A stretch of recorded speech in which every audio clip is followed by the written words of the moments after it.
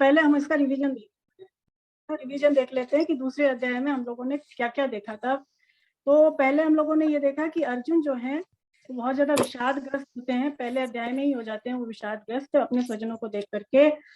और उसके बाद जो है दूसरे अध्याय में भी पहले 2 श्लोकों में उनकी विषादता ही दिखती है, मतलब जो वो दुख उनको घिरे हुए है वो उसमें झलकता है पहले के 2 श्लोकों में। लेकिन उसके बाद भगवान श्री कृष्ण उससे समझाना शुरू करते हैं ना। तो पहली चीज ही वो ये बोलते हैं कि हे अर्जुन, इस विषम अवसर पर तुम्हें ये कायरता कहाँ से प्राप्त हुई जिसका कि श्रेष्ठ मनुष्य सेवन नहीं करते। तो देखिए भगवान ने गीता में कोई बहुत ज्यादा चिकनी चुपड़ी बातें नहीं कही, ऐसी बातें नहीं कही कि जिससे हमें बस खाली वो पसंद आए।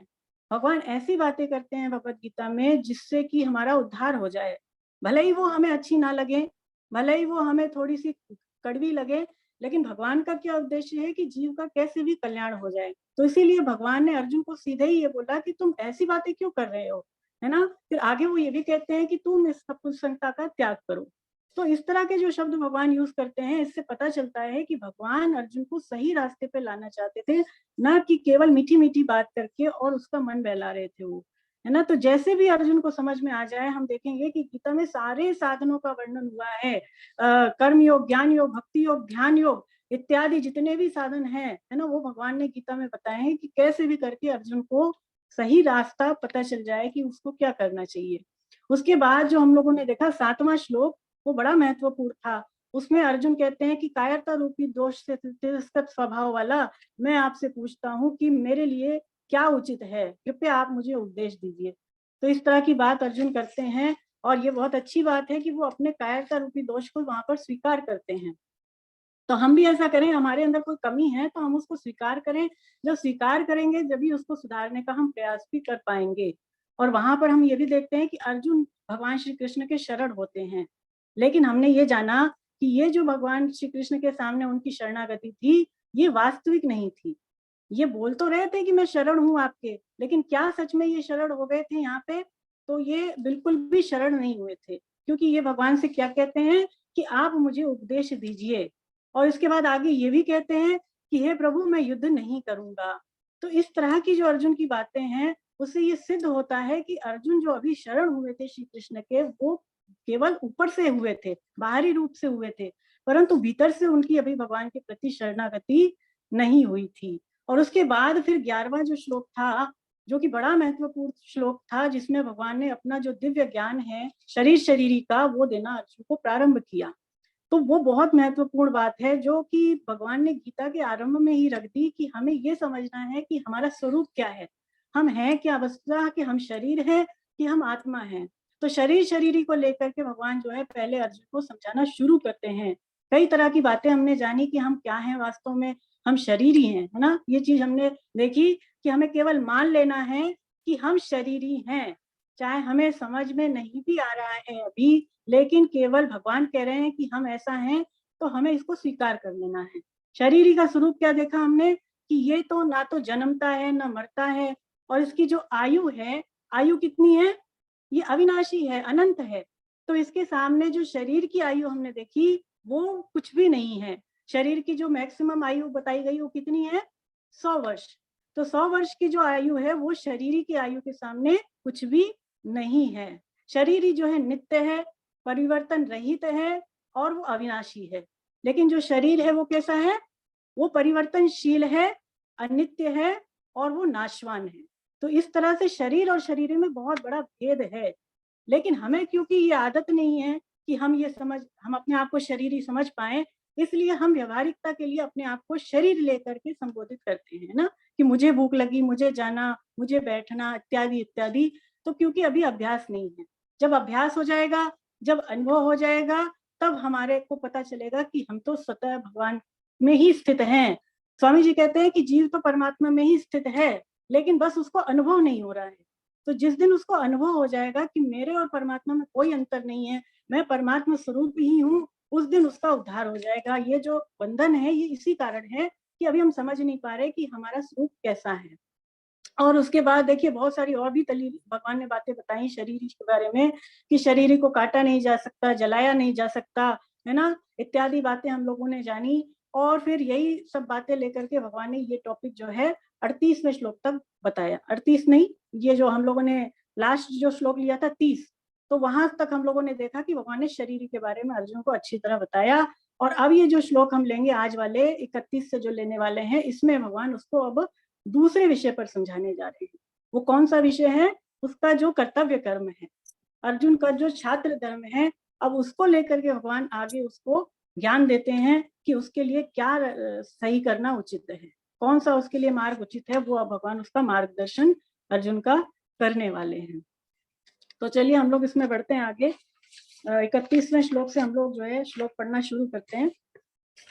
तो आप में से जो साधक श्लोक पढ़ना चाहें वो जो है। मैं स्टार्ट कर रहा हूँ। आप कर रहे हैं सर? आप अपना नाम बताएं फिर स्टार्ट करें। एन के नरेंद्र कुमार। नरेंद्र कुमार जी जो है वो 31वें श्लोक को पढ़ने जा रहे हैं। एक सेकंड सर, मैं ये बता दूं कि 30वां जो हम लोगों ने श्लोक लिया था, देखिए, तो उसमें भगवान ने कहा था ये शरीर ही जो है अवध्य है। क्या है 30वां श्लोक? 30वें श्लोक में ये कहते हैं कि आत्मा सब शरीरों में सदा अवध्य है। तो आप अवध्य समझते हैं? अवध्य के देखिए स्वामी जी दो अर्थ बताते हैं, है ना। अवध्य जो वर्ड आया है यहाँ पर 30वें श्लोक में, इसके दो अर्थ हैं। एक तो ये अर्थ है कि जिसको मार नहीं सकते, और दूसरा इसका अर्थ है जिसको मारा नहीं जा सकता, जिसको कि मारा नहीं जा सकता। अब जैसे गाय है, तो गाय स्वामी जी कहते हैं वो भी अवध्य है। गाय अवध्य क्यों है? क्योंकि गाय को मारना नहीं चाहिए, गाय का वध नहीं करना चाहिए, इसलिए गाय अवध्य है। और शरीर भी अवध्य है कि जिसको मारा नहीं जा सकता। तो जिसको मारना नहीं चाहिए और जिसको मारा नहीं जाना चाहिए, उसके लिए अवध्य वर्ड यूज किया जाता है। चलिए अब आप जो है 31वां श्लोक पढ़े सर। और अपने छात्र धर्म की देख नहीं, 31 आप पढ़े। 31 से 38 तक जो श्लोक आएंगे उसमें भगवान ने उसको उसके कर्तव्य कर्म की याद दिलाई है अर्जुन। चलिए पढ़िए। और अपने छात्र धर्म को देखकर भी तुम्हें विकम्पित अर्थात कर्तव्य कर्म से विचलित नहीं होना चाहिए, क्योंकि धर्म में युद्ध से बढ़कर क्षत्रिय के लिए दूसरा कोई कल्याणकारक कर्म नहीं है। अपने आप प्राप्त हुआ युद्ध खुला हुआ स्वर्ग का दरवाजा भी है। हे प्रथा नंदन, वे क्षत्रिय बड़े दुखी हैं जिनको ऐसा युद्ध प्राप्त होता है, भाग्यशाली हैं जिनको दुख ऐसा युद्ध प्राप्त होता है। बिल्कुल सर, बस यहीं पे रुक जाएं। तो यहाँ पर भगवान कह रहे हैं सबसे पहली चीज अर्जुन को कि अपने धर्म को देख करके भी तुझे जो है भयभीत नहीं होना चाहिए। तो अर्जुन क्योंकि क्षत्रिय थे, तो स्वामी जी कहते हैं कि जो क्षत्रिय का धर्म होता है वो यही होता है कि वो युद्ध करे, है ना। क्षत्रिय का ये धर्म होता है कि युद्ध भूमि में जो उसको कर्तव्य कर्म रूपी युद्ध प्राप्त हुआ है वो उसको करे। युद्ध में उसको पीठ नहीं दिखाना ही उसका कर्तव्य है। स्वामी जी कहते हैं कि हर मनुष्य का ये दायित्व होता है कि उसको कर्तव्य कर्म जो भी प्राप्त हो रहा है वो उसको अवश्य ही उसको पालन करे, उसका अवश्य ही उसको जो है उसको निभाना अवश्य ही उसके लिए जरूरी है। तो स्वामी जी ये भी बताते हैं कि जैसे भगवान कह रहे हैं कि तुम्हारे लिए इस धर्म में युद्ध से बढ़कर कोई दूसरा मार्ग है नहीं। तो अब देखिए स्वामी जी इसके बारे में ये अच्छी बात बता रहे हैं कि देही के विवेक से हमें जो तत्व प्राप्त होता है, मतलब जो शरीरी की बातें हम लोगों ने पढ़ी, उससे हमें जो ज्ञान मिलता है, वही अगर हम स्वधर्म पालन करें, यानी कि देह का यदि सदुपयोग करें, तो उससे भी हमें उसी तत्व की प्राप्ति हो जाती है। यानी जो ज्ञान इतनी मुश्किल से मिलता है, शरीरी का बोध होने पर, आत्मा में स्थित होने पर हमें जो मुश्किल से मुश्किल ज्ञान मिल रहा है, स्वामी जी कहते हैं कि यदि केवल मात्र हम अपना कर्तव्य कर्म करें, अपने स्वधर्म का पालन करें, तो हमें उसी ज्ञान की प्राप्ति हो जाती है। देखिए वैसे तो ज्ञान से पवित्र बढ़कर साधन कोई दूसरा है नहीं। भगवान आगे कहेंगे चौथे अध्याय में कि ज्ञान से पवित्र बढ़कर साधन दूसरा है नहीं, लेकिन अभी जो अर्जुन के सामने परिस्थिति आई, भगवान कह रहे हैं कि इस विकम परिस्थिति में भी तुझे युद्ध रूपी कर्म से पीछे नहीं हटना चाहिए, है ना। तो उसका जो धर्म है, उसका जो क्षत्रिय धर्म है, भगवान अब यहाँ पर उसको याद दिला रहे हैं। चलिए अब जो है 33 से लेकर 37 तक, है ना, 33 से लेकर 37 तक के श्लोक साथ ही पढ़े कोई भी साधक।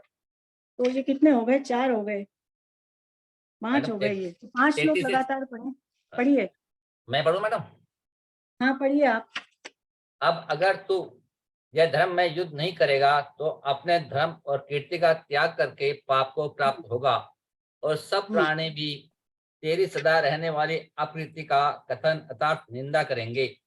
यह अप्रीति सम्मानित मनुष्य के लिए मृत्यु से भी बढ़कर दुखदायी होती है तथा महारथी लोग तुझे भय के कारण युद्ध से हटा हुआ मानेंगे। जिनकी धारणा में तू भोग मान्य हो चुका है, उनकी दृष्टि में तू लघुता को प्राप्त हो जाएगा।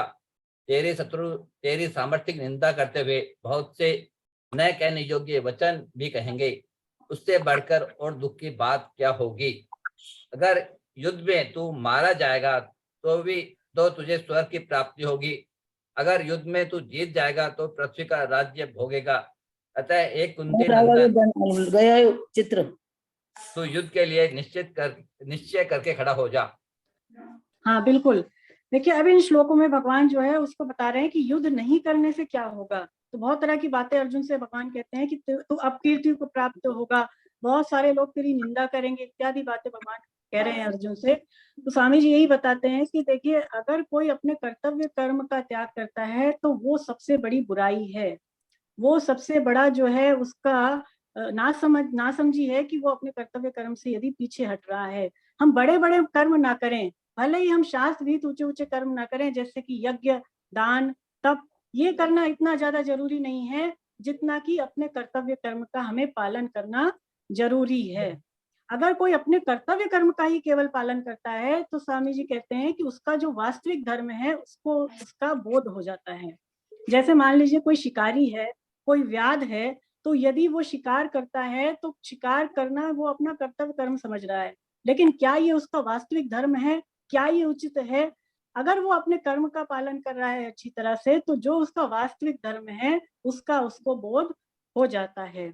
मनुस्मृति में भी ऐसा कहा है कि यदि हम धर्म की रक्षा करते हैं तो धर्म हमारी रक्षा करता है, और यदि हम धर्म का नाश करते हैं तो धर्म हमारा नाश कर देता है ना। धर्मो रक्षति रक्षता, मतलब हम धर्म को बचाएं, हम धर्म की सुरक्षा के लिए कदम बढ़ाएं तो धर्म हमारी भी सुरक्षा करेगा। तो यही बातें अर्जुन से भगवान जो है इन श्लोकों में कह रहे हैं। क्या कह रहे हैं कि अगर तू युद्ध में मारा गया तो तू स्वर्ग जाएगा, और अगर तू युद्ध में जीत गया तो तू पृथ्वी का राज्य भोगेगा। तो युद्ध करना तो दोनों तरह से तेरे लिए लाभप्रद है ना। इस हाथ में भी तेरे लड्डू है और अर्जुन तेरे तो इस हाथ में भी लड्डू है। तू चाहे जो सा लड्डू खा ले, चाहे तू युद्ध कर ले उसमें मारा जा, या फिर तू जो है पृथ्वी पर युद्ध करके जीत करके और इस पर शासन कर। तो ये बात अर्जुन से भगवान कर रहे हैं। अब 37वां श्लोक पढ़े। मैं हो गया मैडम, 38वां आएगा। अच्छा 37वां हो गया। हाँ तो 37वें श्लोक में कह रहे हैं कि मैं पढ़ रही हूँ मैडम। स्वर्ग को जाएगा और या तो तू जो है पृथ्वी का राज्य भोगेगा, यही बात आई है। 38वां श्लोक पढ़े अब आप। मैं पढ़ रही हूँ। हाँ पढ़िए। अब कोई दूसरे साधक जो है कृष्णा शर्मा, सुधा जी ने हैंड रेज किया है। सुधा जी हाँ पढ़िए। कृष्णा शर्मा। हाँ पढ़िए। सुख दुखे समय कृत्वा लाभा लाभौ जया जयौ ततो युद्धा युजस्व नैवं पाप वापश्यसि। जय पराजय लाभ हानि और सुख दुख को समान करके युद्ध में लग जा। इस प्रकार युद्ध करने से तू पाप को प्राप्त नहीं होगा। बिल्कुल। तो आप आगे पढ़ो। 39वां पढ़ो। नहीं अभी नहीं पढ़िए आप। अच्छा ठीक है। तो अब देखिए ये जो श्लोक है 38वां, ये बहुत महत्वपूर्ण श्लोक है ना। यहाँ से भगवान अब समता की बात करते हैं अर्जुन से। तो ये जो श्लोक है ये बहुत महत्वपूर्ण है, आप इसको एग्जाम की दृष्टि से भी मार्क कर सकते हैं। यहाँ से समता प्रारंभ होती है इस वाले श्लोक से। तो स्वामी जी बताते हैं कि पहले देखिए जो श्लोक आए अभी 31 से लेकर 37 तक, इसमें भगवान ने जो अर्जुन ने जो भगवान से पहले अध्याय में बातें कही थी उसका भगवान ने यहाँ पर उत्तर दिया है। जैसे उदाहरण के लिए 31वां श्लोक जो पहले अध्याय का था उसमें अर्जुन ये कहते हैं कि मैं युद्ध में अपना कल्याण नहीं देखता। और यहाँ पर आप जो 31वां श्लोक है उसमें ये देखते हैं कि भगवान क्या कह रहे हैं कि एक क्षत्रिय के लिए धर्म में युद्ध से बढ़कर कोई कल्याणकारी कर्म है ही नहीं। तो इस प्रकार अर्जुन को इस बात का भगवान ने यहाँ उत्तर दिया है। फिर वहां पर पहले अध्याय में अर्जुन ने ये कहा था 37वें श्लोक में कि युद्ध में हम कैसे सुखी होंगे। तो भगवान यहाँ क्या कह रहे हैं 32वें श्लोक में कि ऐसे क्षत्रिय जिनको ऐसा युद्ध प्राप्त हुआ है वास्तव में वही सुखी हैं। और वहां पर पहले अध्याय में अर्जुन ने 44वें श्लोक में ये कहा था कि युद्ध से तो मैं नरक जाऊंगा, युद्ध से तो मुझे नरकों की प्राप्ति होगी। तो स्वामी जी समझाते हैं यहाँ पर जो 37वां श्लोक है, भगवान इसमें क्या कह रहे हैं कि तू तो स्वर्ग को जाएगा, है ना। तो जितनी अर्जुन ने उस समय बातें की थी, भगवान यहाँ पर एक तरह से उसका उत्तर दे रहे हैं कि तू जो अपना मत रख रहा है, ये जो तेरा मत है ये सही नहीं है। स्वामी जी कहते हैं कि हम अपनी दृष्टि से कुछ भी सही समझते रहे, उससे बात नहीं बनेगी, लेकिन वास्तव में क्या सच है, वास्तव में क्या जो है सही कर्म है हमारे लिए, उसको जानना जरूरी है। अपने मत का आग्रह छोड़े बिना कल्याण हमारा नहीं होगा। जैसे उदाहरण के लिए भागवतम में देखिए, जो उद्धव जी थे ना, आप सब जानते हैं, उद्धव जी जब भगवान अपनी लीला गमन समाप्त करके और स्वधाम को जाने लग गए, लीला समाप्त करके, तो उद्धव जी उनके साथ जाना चाहते थे, लेकिन भगवान क्या कहते हैं उस समय उसको उद्धव से कि उद्धव अभी तुम मेरे साथ नहीं चल सकते, तुम्हारे लिए तो बद्रिका आश्रम जाकर के तप करना ही श्रेष्ठ है। तो फिर उन्होंने उसको बद्रिका आश्रम भेज दिया, है ना। तो यमराज भी भागवतम में ये कहते हैं कि मनुष्य का जो वास्तविक धर्म है वो श्री कृष्ण की प्रेमा भक्ति प्राप्त करना, उनकी शरण होना ही उसका वास्तविक धर्म है, कि जो भगवान कहते हैं हमें उसका पालन करना है, अपनी मन बुद्धि के अनुसार अपना मत हमें नहीं रखना चाहिए। तो अब यहाँ से जैसे मैंने बताया समता प्रारंभ हो रही है। स्वामी जी समझाते हैं कि गीता एक ऐसा अनोखा ग्रंथ है कि जो हमें हर परिस्थिति में कल्याण हमारा हो जाए उसको वो संभव करती है। चाहे हम किसी भी वर्ण के हों, चाहे किसी भी आश्रम के हों, चाहे हम किसी भी मत को मानते हों, कैसी ही परिस्थिति हमारे जीवन में क्यों ना आ जाए, गीता कहती है कि आपका उस परिस्थिति में वहीं रहते हुए कल्याण हो जाएगा। लेकिन आपको करना क्या होगा, जो भगवान गीता में बातें बता रहे हैं उसके अनुसार चलने से ही कल्याण होगा। यदि हम सोचे कि वन में जाकर के हम तपस्या कर लें संत महात्माओं की तरह, तो वहां पर जाकर के भी हमारा उद्धार हो जाएगा। स्वामी जी कहते हैं वो भी संभव है, लेकिन चलना होगा भगवान की आज्ञा के अनुसार। और अगर हम सोचते हैं कि हम गृहस्थ आश्रम में रह करके और संसार के बीच में रह करके भी अपना कल्याण कर लें, तो वो भी संभव है, लेकिन वो भी कैसे, जैसे भगवान गीता में बातें बता रहे हैं उसके अनुसार चलने से ही। करना क्या है, जी समझाते हैं कि सिद्धि असिद्धि में सम रह करके निष्काम भाव से अपने कर्तव्य कर्म का पालन करें, कल्याण निश्चित है। क्या कह रहे हैं स्वामी जी, सिद्धि असिद्धि में सम रह करके निष्काम भाव से अपने कर्तव्य कर्म का पालन करें, कल्याण निश्चित है। जब युद्ध जैसी परिस्थिति में उद्धार हो सकता है अर्जुन का, तो बताइए हमारे जीवन में ऐसी कौन सी परिस्थिति है जिसमें हम अपना उद्धार नहीं कर सकते। अर्जुन के जैसी परिस्थिति तो हमारे जीवन में है ही नहीं, किसी के जीवन में भी, भगवान ना करे कभी हो, तो ऐसी जीवन में परिस्थिति है क्या, नहीं है ना। तो जब उस परिस्थिति में अर्जुन अपना कल्याण कर सकते हैं, तो फिर हमारे जीवन में ऐसी परिस्थिति तो है ही नहीं, तो फिर हम अपना कल्याण क्यों नहीं कर सकते, ये स्वामी जी समझाते हैं। देखिए अर्जुन जो थे वो बहुत बड़े योद्धा थे।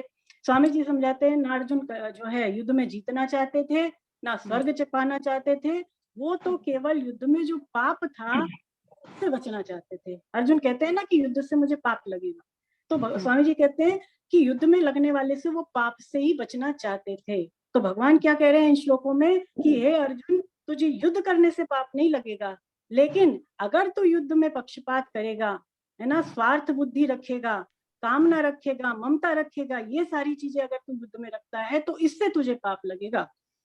कर्म तो करना ही है, युद्ध तो जो करना ही है, लेकिन करना कैसे है उसकी भगवान टेक्निक बता रहे हैं कि जय पराजय, लाभ हानि, सुख दुख में समान रह करके युद्ध कर, तो इस प्रकार युद्ध करने से तुझे पाप नहीं लगेगा।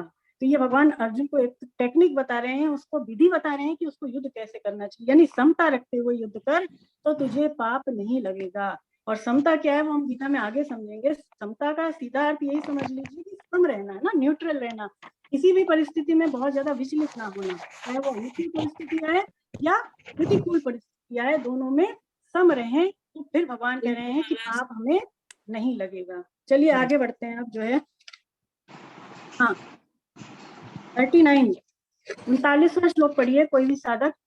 हाँ शशि जी पढ़िए। Yes ma'am, Radhe Radhe. राधे राधे पढ़िए।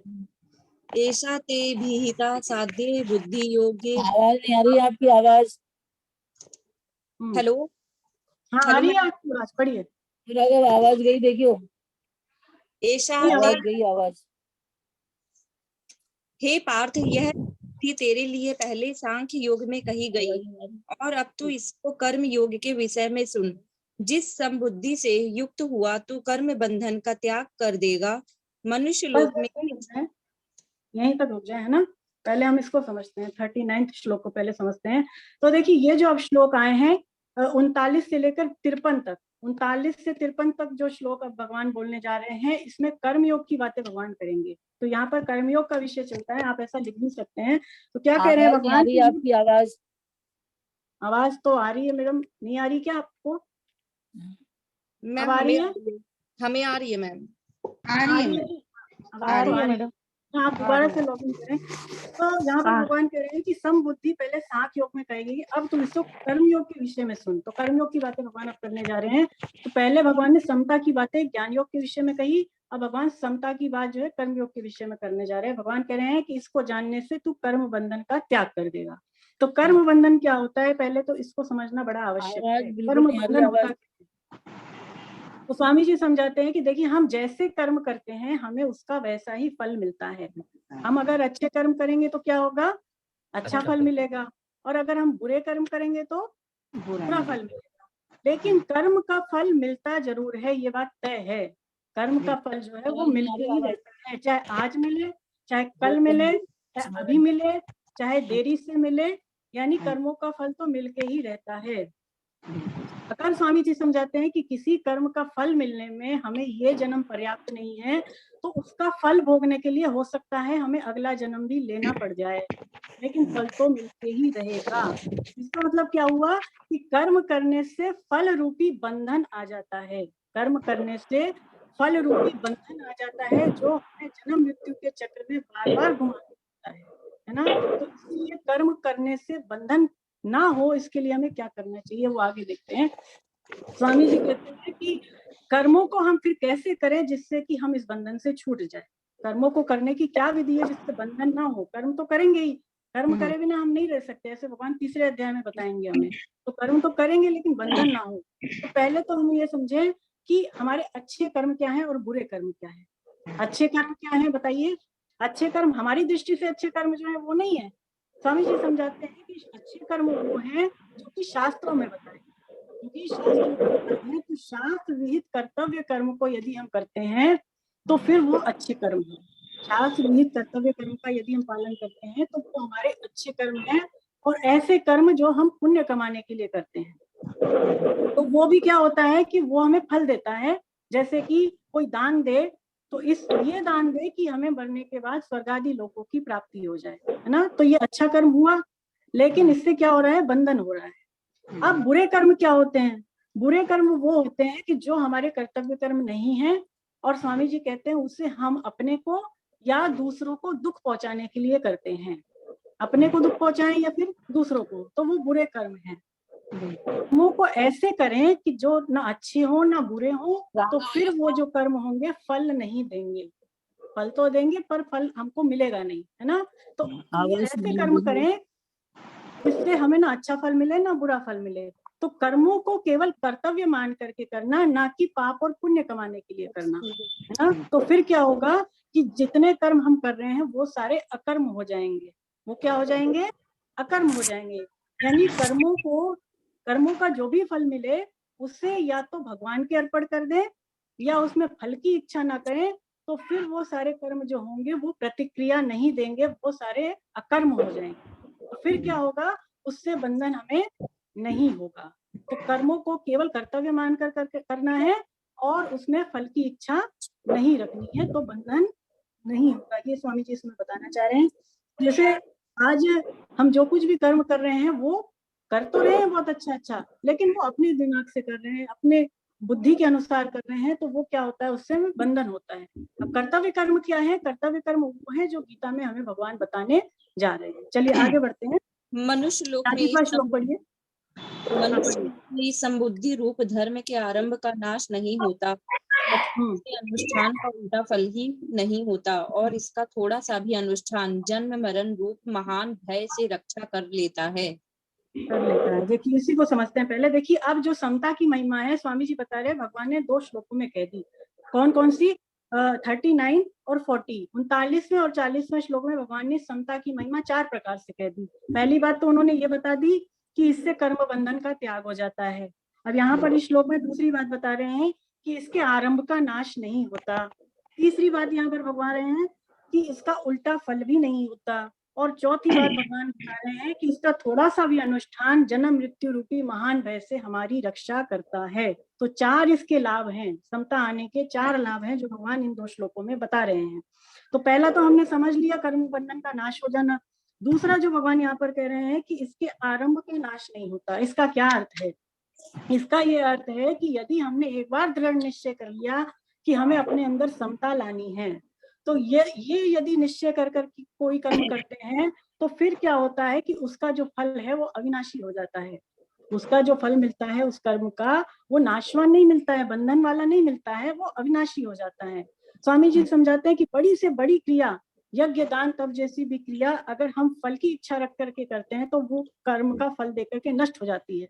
लेकिन समता रख करके अथवा समता को अपने अंदर लाने का प्रयास करना है, इस विशेष उद्देश्य से यदि कर्म करते हैं तो उसका जो फल मिलता है वो अविनाशी मिलता है। फिर यहाँ पर भगवान कह रहे हैं कि इसका उल्टा फल भी नहीं मिलता। प्रायः हम जो कुछ भी कर्म करते हैं वो सकाम भाव से करते हैं। अब सकाम भाव से कोई कर्म करेंगे तो उसमें बहुत सारे विधि विधान हैं। तो अगर विधि विधान में कोई कमी रह जाती है तो देखिए किसी भी कर्म का उल्टा फल भी मिल जाता है। जैसे इसमें उदाहरण आया है कि अजामिल थे, है ना, अजामिल और सौरभ ऋषि थे। तो उन्होंने क्या किया कि शुरू में तो बहुत अच्छी तपस्या की, शुरू में भगवत प्राप्ति के मार्ग पर चले, लेकिन बीच में वो डगमगा गए। लेकिन अंततः उनके अंदर फिर समता आई और वो वापस अपने रास्ते पर आ गए। इसी तरह से जो इंद्र थे, त्वष्टा ऋषि, उनको मारने के लिए जब गए तो उन्होंने यज्ञ किया। तो जब यज्ञ किया तो यज्ञ में बहुत सारी विधियां होती हैं, तो उसमें जो विधियां हैं अगर उसमें कमी रह जाती है तो यज्ञ का उल्टा फल हो जाता है। यही हुआ कि उस यज्ञ का जो है फल उल्टा हो गया और वो जो है इंद्र को मारने की बजाय उनके ही जान के लाले पड़े, है ना। तो यदि हम कोई कर्म करते हैं और उसमें सकाम भाव रखते हैं और उसकी विधि विधान का पालन नहीं करते हैं तो प्रायः उसका जो फल मिलता है वो अच्छा ना मिल करके बुरा मिल जाता है, यानी उल्टा मिल जाता है। लेकिन यदि समता रख करके कर्म करेंगे, निष्काम भाव से कर्म करेंगे तो उसका उल्टा फल नहीं मिलता। ये भगवान यहाँ कह रहे हैं। चलिए आगे भगवान कह रहे हैं कि इसका थोड़ा सा भी अनुष्ठान जन्म मृत्यु रूपी महान भय से हमारी रक्षा करता है। तो यदि हमारे अंदर थोड़ी सी भी समता आ गई, समता बहुत ऊंची चीज है, जल्दी आती नहीं है लेकिन प्रयास करना है। तो यदि थोड़ी सी भी समता आ गई तो भगवान कह रहे हैं कि जन्म मृत्यु जरा व्याधि, जो 4 मुख्य भय हैं शास्त्रों में बताए, इससे हमारी रक्षा होती है। फिर इन सारी मुसीबतों से हम जो है जूझ पाते हैं। तो समता हमारे अंदर कैसे आए, कैसे इसको ला सके, इसका हमें प्रयास करना चाहिए। स्वामी जी और भी अच्छी बात बताते हैं श्लोक के बारे में। देखिए जो गीता है, गीता की दृष्टि में बड़ी ऊंची चीज है समता, लेकिन लोगों की दृष्टि में बड़ी ऊंची चीज है मन। हम जैसे जो संसारी मनुष्य हैं इनकी दृष्टि में समता ऊंची चीज नहीं है, इनके लिए क्या ऊंची चीज है? मन। जैसे कई लोग होते हैं वो ये कहते हैं कि भाई भगवान का नाम लेने में तो हमारा मन लगता ही नहीं है, राम राम कहने में मन नहीं लगता तो फिर राम राम क्यों करना, ऐसे कहते सुना है ना आपने लोगों को। तो स्वामी जी समझाते हैं कि देखिए गीता की दृष्टि में मन ऊंची चीज नहीं है, ऊंची चीज है समता। यदि किसी के अंदर थोड़ी भी समता आ जाए तो स्वामी जी कहते हैं गीता उसे सिद्ध घोषित कर देती है, गीता उसे सिद्ध घोषित कर देती है। मन तो हमेशा भौतिक चीजों में ही लगता है, मन जो है वो ऐसा ही है, वो हमेशा भौतिक चीजों में लगता है। जैसे एक मांसाहारी है तो मांस खाने में उसका मन लगेगा, कोई बहुत ज्यादा लोभी व्यक्ति है तो धन कमाने में उसका मन लगेगा। तो मन तो हमेशा भौतिक चीजों में लगता है। तो गीता की दृष्टि में मन ऊंची चीज नहीं है, गीता की दृष्टि में ऊंची चीज है समता। तो हमें अपने अंदर समता कैसे आ जाए उसके लिए प्रयासरत रहना चाहिए। चलिए आगे बढ़ते हैं। 41वां श्लोक पढ़ें कोई भी। पढ़ रही हूँ, आप पढ़िए। कौन पढ़ रही है? मैं पढ़ रही हूँ। कृष्णा शर्मा। कृष्णा जी मैम पढ़िए। व्यवसायित्मका बुद्धि रेके कुरु नंदन बहुशाखा हनंताश बुद्ध युवा व्यवसायी नाम। हे कुरु नंदन, इस संबुद्धि की प्राप्ति के विषय में निश्चय वाली बुद्धि एक ही होती है, जिनका ऐसे मनुष्य की बुद्धियां अनंत और बहुत शाखाओं वाली ही होती है। तो देखिए अब इसके बारे में समझे कि समता जो है वो हमने जाना क्या है। समता भी 2 तरह की होती है ना, समता जो है वो 2 तरह की है। जाते हैं। एक तो होती है हमारे स्वरूप की समता और एक होती है अंतःकरण की समता। स्वरूप की समता क्या होती है?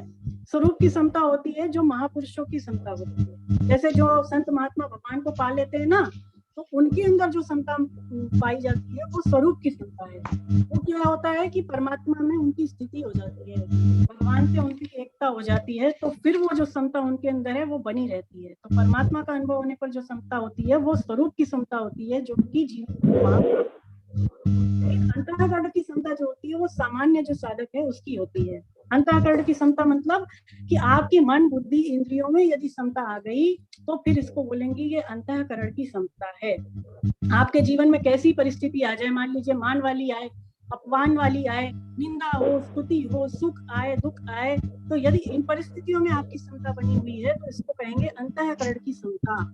स्वामी जी समझाते हैं कि अंतःकरण की जो हमारी समता होती है इसमें यदि कोई बाधक है तो वह संसार का राग। राग आप समझते हैं ना? संसार का राग मतलब संसार के प्रति अटैचमेंट, संसार के प्रति आसक्ति। तो ये जो है अंतःकरण की समता में बाधक है।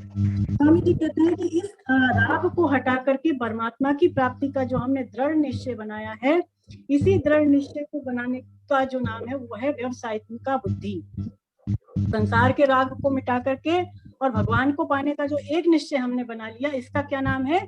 व्यवसायित्मिका बुद्धि, या इसको कह सकते हैं एक निश्चय वाली बुद्धि। तो स्वामी जी कह रहे हैं कि जब तक बुद्धि का एक निश्चय नहीं होगा तब तक ना तो हम भक्ति मार्ग में कोई उन्नति कर पाएंगे और ना ही हमारे अंदर समता ही आएगी। देखिए, हम सबके जीवन का जो एक उद्देश्य है, जो वास्तविक उद्देश्य है वो एक ही है, चाहे किसी का भी हो, किसी भी प्राणी का हो, वो एक ही उद्देश्य है, वो है भगवत प्राप्ति करना अथवा कृष्ण प्राप्ति करना। जिसके लिए मैंने आपसे पहले भी निवेदन किया कि आप एक कॉपी बनाएं और उसमें प्रतिदिन आप ये बात 6 से 7 बार लिखें कि मुझे इसी जन्म में कृष्ण प्राप्ति, भगवत प्राप्ति करनी है। कितने साधक कर रहे हैं ऐसा? आप में से कितने साधक ऐसा कर रहे हैं? हाँ बिल्कुल, देखिए मैं कर रही हूँ। बिल्कुल अपने को करनी है, ये काम अपने को करना है ना, चाहे अपने को रात को लिखना पड़े, चाहे अपने को शाम को लिखना पड़े। 5-10 मिनट मैडम आवाज में बहुत डिस्टर्बेंस आ रही है। मैं जिसको बोलूंगी वही अनम्यूट होंगे। हाँ, तो ये काम हमें अवश्य करना है कि एक तो हमें कॉपी बनानी है और उसमें अपना उद्देश्य लिखना है। जैसे स्वामी जी कह रहे हैं कि जो वास्तविक उद्देश्य है वो सबका एक ही है, और जब तक उद्देश्य एक नहीं हो जाता, स्वामी जी कहते हैं, तब तक हमारे बहुत सारे उद्देश्य बने रहेंगे और इस विषय में हमारी कामनाएं भी अनंत रहेंगी। तो जीवन का जो उद्देश्य है पहले उसको बनाएं, है ना। तो यहाँ पर ये समझे कि व्यवसायित्मिका बुद्धि जो है वो कर्म योग के विषय में भगवान कह रहे हैं।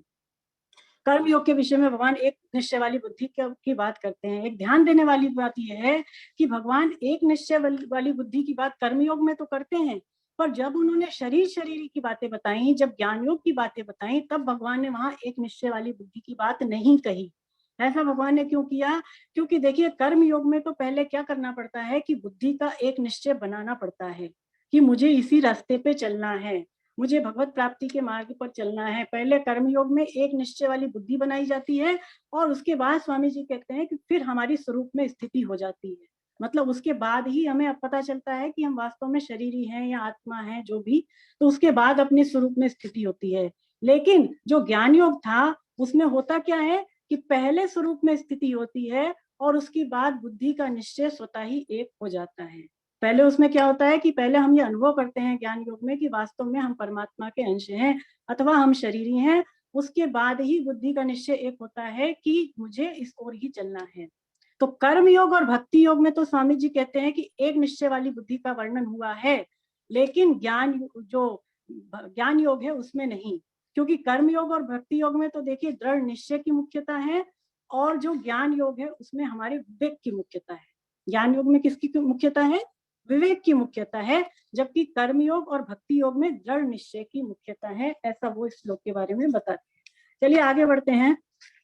अब देखिए 42, 43 है ना, ये साथ में पढ़े। कोई भी साधक हैंड रेस कर दें जो भी पढ़ना चाहें। किसी का भी हैंड रेस दिख नहीं रहा मुझे, तो मैं अपनी तरफ से ही बोल दूं। शशि जी पढ़ना चाह रही हैं, शशि जी को मैं करती हूँ। एक सेकेंड, इसमें थोड़ी सी ये समस्या है कि सबको म्यूट कर दें, फिर वो अनम्यूट नहीं कर पाते हैं ना। चलिए पढ़िए शशि जी, 42, 42 और 43वां श्लोक पढ़े और 44वां भी आप पढ़ लें, साथ ही पढ़े इनको तीनों को। सभी को हरे कृष्णा। हरे कृष्णा। हे पढ़िए। प्रथानंदन, हे प्रथानंदन, जो कामनाओं में तन्मय हो रहे हैं, स्वर्ग को ही श्रेष्ठ मानने वाले हैं। वेदों में कहे हुए सकाम कर्मों में प्रीति रखने वाले हैं। भोगों के सिवाय और कुछ है ही नहीं, ऐसा कहने वाले हैं।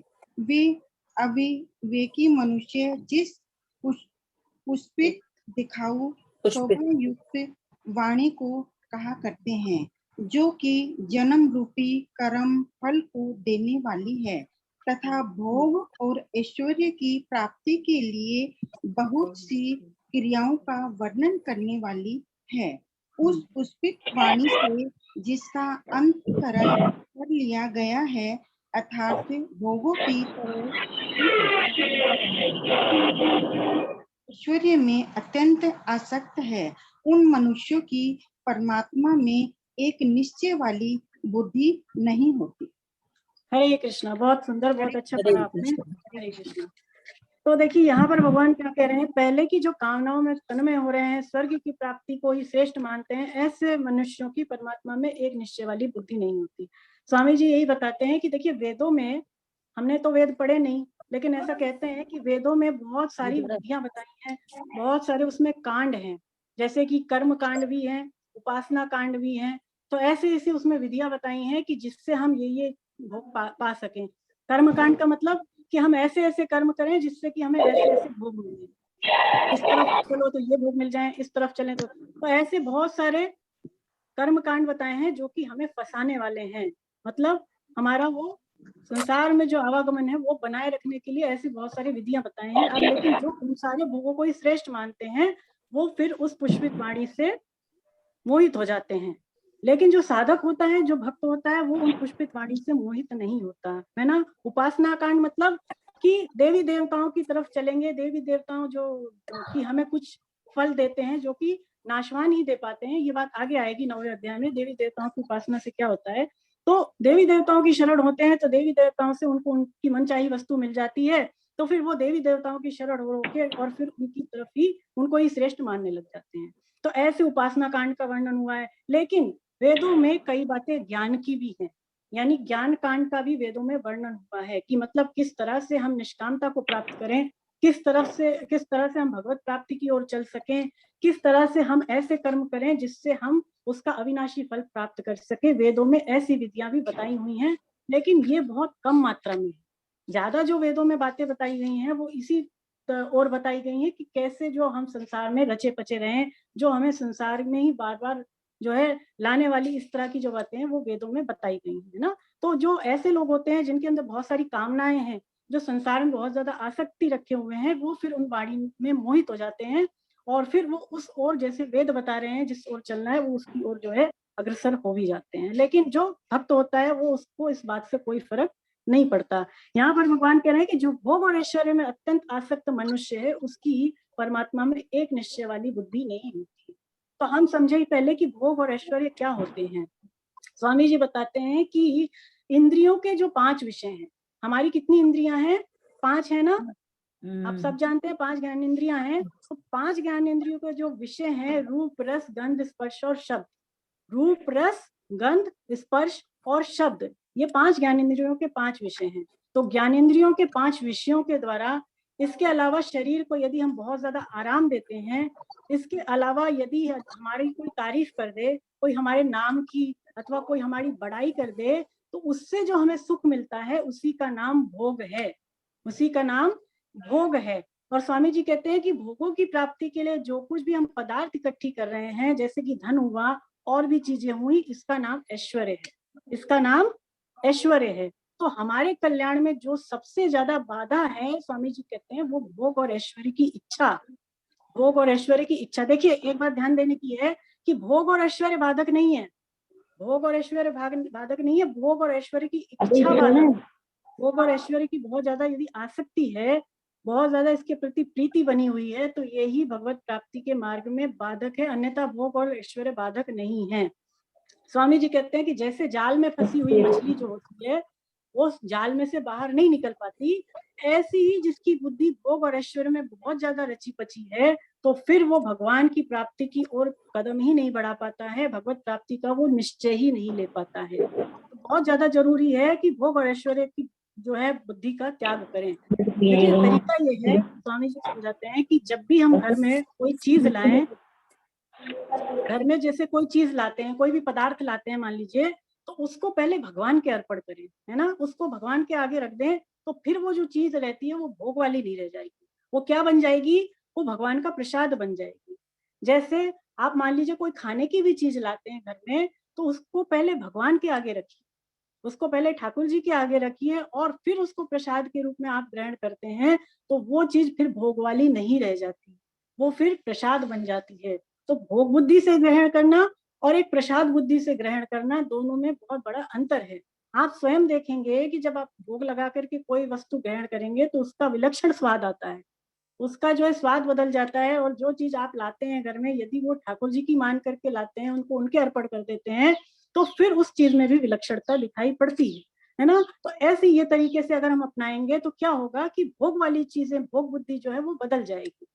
एक बार क्या हुआ कि कबीरदास जी जो थे वो कहीं पर जा रहे थे, किसी मार्ग से जा रहे थे, तो अब उनके आगे कुछ स्त्रियां थी, वो बतियाती हुई, मतलब आपस में बात करती हुई जा रही थी।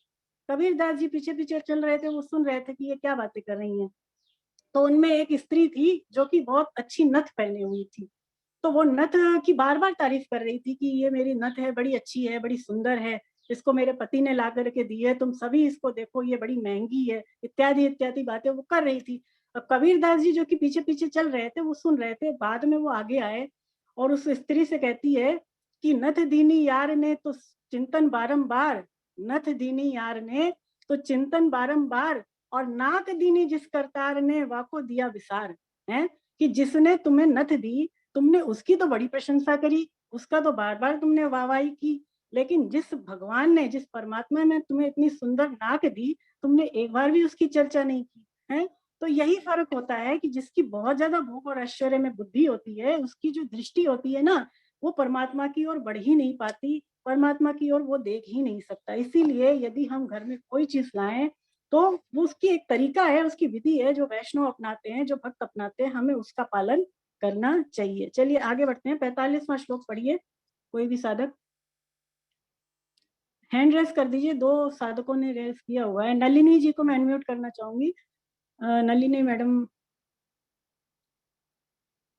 एक सेकेंड, हाँ आप अपने आप को अनम्यूट करिए और आप 45वां श्लोक पढ़ें और 46वां भी पढ़ें आप। वे तीनों गुणों के कार्य का ही वर्णन करने वाले हैं।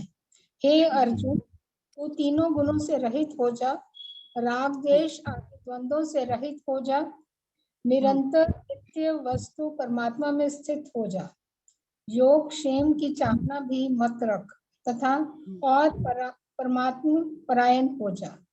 सब तरफ से परिपूर्ण महान जलाशय के प्राप्त होने पर छोटे गड्ढों में भरे जल में मनुष्य का जितना प्रयोजन रहता है, वेदों और शास्त्रों को तत्व से जानने वाले ब्रह्म ज्ञानी का संपूर्ण वेदों में उतना ही प्रयोजन रहता है, कुछ भी प्रयोजन नहीं रहता। वेदों में तीनों गुणों के कार्यों का वर्णन हुआ है। पहली चीज भगवान यहाँ पर ये कह रहे हैं। तो देखिए 3 गुण होते हैं जिसकी चर्चा आगे होगी, 17वें अध्याय में इसकी विस्तार पूर्वक चर्चा होगी। 3 गुण जो होते हैं वो प्रकृति से उत्पन्न होते हैं, सत, रज और तम, है ना। ये अभी हम डिटेल में नहीं समझेंगे। तो सत, रज और तम जो गुण है, इसकी जो चर्चा है वो वेदों में बहुत ज्यादा हुई है। और इससे मैंने जैसे अभी आपको पहले बताया कि इससे क्या होता है कि मनुष्य जो है वो भोगों में ही फंसता है और वो जो है बार बार आवागमन को प्राप्त होता है। लेकिन स्वामी जी कहते हैं कि वेदों में कुछ ऐसे अंश भी हैं जो निष्काम भाव का वर्णन करते हैं। तो वेदों को ऐसा नहीं मान लें कि वेदों को पढ़ने से तो इंसान की बुद्धि बिल्कुल विपरीत हो जाती है या वेद खराब हैं, बुरे हैं, ऐसी बात बिल्कुल भी नहीं है। हाँ, लेकिन ये बात जरूर है कि वेदों में सकाम भाव से कर्म करने के प्रति बहुत ज्यादा जो है प्रेरणा दी गई है। लेकिन निष्काम भाव से कर्म करने चाहिए, इसके बारे में भी वेदों में बहुत सारी बातें बताई गई है। ऐसा स्वामी जी समझा रहे हैं। भगवान यहाँ पर कह रहे हैं कि राग द्वेष रूपी जो द्वंद्व है उससे रहित हो जा। तो देखिए राग और द्वेष जो है वो मनुष्य के, स्वामी जी कहते हैं, बहुत बड़े शत्रु माने गए हैं। किसी से ना राग करें और ना किसी से द्वेष करें, है ना, किसी को ना अच्छा समझे ना किसी को बुरा समझे, क्योंकि यदि हमारे अंदर राग द्वेष रहता है तो देखिए हमारा जो अंतःकरण है वो अपवित्र हो जाता है। हमारा जो अंतःकरण है ना, मन बुद्धि इत्यादि, वो दूषित हो जाता है। और फिर स्वामी जी कहते हैं कि ऐसा जो अंतःकरण वाला मनुष्य है वो परमात्मा की ओर नहीं बढ़ सकता। लेकिन आपके अंदर अगर राग द्वेष नहीं है तो बहुत जल्दी आपका भजन रंग लाता है। अगर आप राग द्वेष से रहित हो गए और थोड़ा सा भी आपने भजन किया तो वो भजन का बहुत गहरा प्रभाव होता है। और राग द्वेष रख करके आप चाहे कितना ही भजन कर लें, कितना ही कर्म कांड कर लें, उसका जो फल मिलेगा वो आपको इतना ज्यादा इफेक्टिव नहीं मिलेगा। तो राग द्वेष रूपी जो शत्रु है, स्वामी जी कहते हैं, इससे उसको रहित हो जाना चाहिए साधक को। फिर भगवान कह रहे हैं कि योग क्षेम की चाहना भी मत रख। योग क्षेम मतलब कि जो चीजें तेरे पास है उसकी रक्षा कौन करे, और जो चीजें तेरे पास नहीं है उसको कौन प्राप्त कराए। इस तरह की जो तेरे अंदर जो चिंता है, भगवान कह रहे हैं तो उसको भी मत सोच, उसके बारे में भी कुछ भी जो है चिंता मत कर, ऐसा भगवान कह रहे हैं। फिर भगवान यहाँ कह रहे हैं कि जैसे सब तरफ से परिपूर्ण महान जलाशय के प्राप्त होने पर मनुष्य को छोटे गड्ढों से कोई प्रयोजन नहीं रहता, और उसी तरह से जो तत्वों को जानने वाले हैं, शास्त्रों को जानने वाले लोग हैं, उनका भी वेदों में उतना ही प्रयोजन रहता है, कोई प्रयोजन नहीं रहता। इसका मतलब यही हुआ कि जो जीवन मुक्त पुरुष होते हैं, जो भगवत प्राप्त संत होते हैं, वो लोग देखिए बहुत उच्च कोटि की अवस्था को प्राप्त हो चुके, अर्थात वो भगवान को प्राप्त कर चुके, भगवान के साथ उनकी एकता हो गई। अब उन्हें वो आत्यंतिक आनंद, वो विलक्षण सुख प्राप्त हो गया। तो फिर उनका जो वेदों में कहे हुए कर्म कांड है, जो ऊंची ऊंची क्रियाएं हैं, यज्ञ दान तप जैसी क्रियाएं, उससे उनका कोई प्रयोजन नहीं रह जाता, क्योंकि वो ये जानते हैं महापुरुष कि ये जो कर्म इसमें बताए हैं ये नाशवान फल देने वाली ही है, ये बार बार जो है हमें संसार में ही भटकाने वाली है। इसलिए जो महापुरुष होते हैं, एक बार उनको जब भगवान की प्राप्ति हो जाती है, उनको आत्यंतिक सुख अथवा उनको अपने शरीरी होने का जब बोध हो जाता है, तो फिर उनका इन वेदों में कहे हुए जो सकाम कर्म है उनसे उनका कोई प्रयोजन नहीं रह जाता, और इनके फलों से भी उनका कोई प्रयोजन नहीं रह जाता। ये भगवान यहाँ पर समझाना चाहते हैं ना, तो ये इसका अर्थ जो है निकलता है। चलिए आगे बढ़िए। देखिए इसमें एक और प्रसंग, इसमें जो प्रसंग आया आपकी पुस्तक में नामदेव जी का, तो जो महात्मा होते हैं, जो भगवत प्राप्त संत जैसे नामदेव जी, वो इसी कोटि के थे। देखिए नामदेव जी क्या हुआ कि एक बार बहुत ज्यादा भजन कीर्तन में तल्लीन थे, अचानक उनका जो छप्पर था उसमें आग लग जाती है। तो आग लगती है तो उनके घर में जो भी सामान था वो उसमें जलने लग जाता है। तो आसपास के जो लोग होते हैं वो जाते हैं और नामदेव जी के छप्पर में से जो भी सामान बचा सकते हैं वो बचाने की कोशिश करते हैं, उनके छप्पर को भी बचाने की कोशिश करते हैं। और कोई जाकर के नामदेव जी को ये बताता है कि भाई देखिए आपका जो छप्पर है वो जल रहा है, आप जाइए उसके लिए कुछ कीजिए। अब नामदेव जी जैसे ही आते हैं और देखते हैं छप्पर में आग लगी हुई है, तो वो तो जरा भी विचलित नहीं होते। वो ये सोचते हैं कि इस रूप में तो स्वयं अग्निदेव के रूप में नारायण ही आ गए, और ऐसी सोच रख करके जितना सामान लोगों ने बचाया था वो वापस उसी अग्नि में वो जो है स्वाहा कर देते हैं। तो मतलब क्या हुआ कि ऐसे जो विलक्षण संत होते हैं उनको कोई फर्क नहीं पड़ता कि बाहरी रूप से उनको क्या भोग वाली चीजें प्राप्त हो रही है अथवा क्या उनसे छूट रहा है। और देखिए जब भगवान ने ऐसा देखा कि भाई ये तो इनको तो कोई फर्क ही नहीं पड़ा, इनका छप्पर चला गया तो भी इनको कोई प्रभाव नहीं करा हुआ, तो फिर उन्होंने स्वयं उनका छप्पर तैयार किया। जो भगवान के आश्रित भक्त होते हैं, भगवान स्वयं उनका योगक्षेम करते हैं, तो भगवान ने स्वयं जो है उनका छप्पर को फिर से अच्छी तरह बनाया। और वहां के जो राजा थे वो आए और देखे कि इतना सुंदर छप्पर आज तक किसी का मैंने नहीं देखा, तो ये कैसे बना। उन्होंने नामदेव जी को बुलवाया, बोलिए ऐसा छप्पर जैसा आपका है वैसे हमारे घर में भी, हमारे महल के पास बनवाइए। तो बोले कि इसकी तो बड़ी भारी कीमत है। इसकी क्या कीमत है कि पहले तो आपको अपने अंदर वैराग्य लाना पड़ेगा, निष्काम भक्ति लानी पड़ेगी, प्रभु का भजन करना पड़ेगा, जब जाकर के भगवान ऐसा छप्पर आपके लिए तैयार करेंगे। तो इसका मतलब क्या हुआ कि जो भक्त होता है वो विषम से विषम परिस्थितियों में भी भगवत कृपा का अनुभव करता है। उसको फिर ऐसे छोटे छोटे प्रलोभनों से, ऐसी छोटी छोटे भोगों वाली चीजों से कोई उसका मतलब नहीं रह जाता। तो यही इसमें भगवान बता रहे हैं कि जिसको बड़ा सागर मिल गया, देखिए तो क्या उसको छोटे छोटे तालाबों से, छोटे छोटे गड्ढों से उसको कोई मतलब रहेगा? नहीं रहेगा, क्योंकि उसके पास तो अथाह सागर है।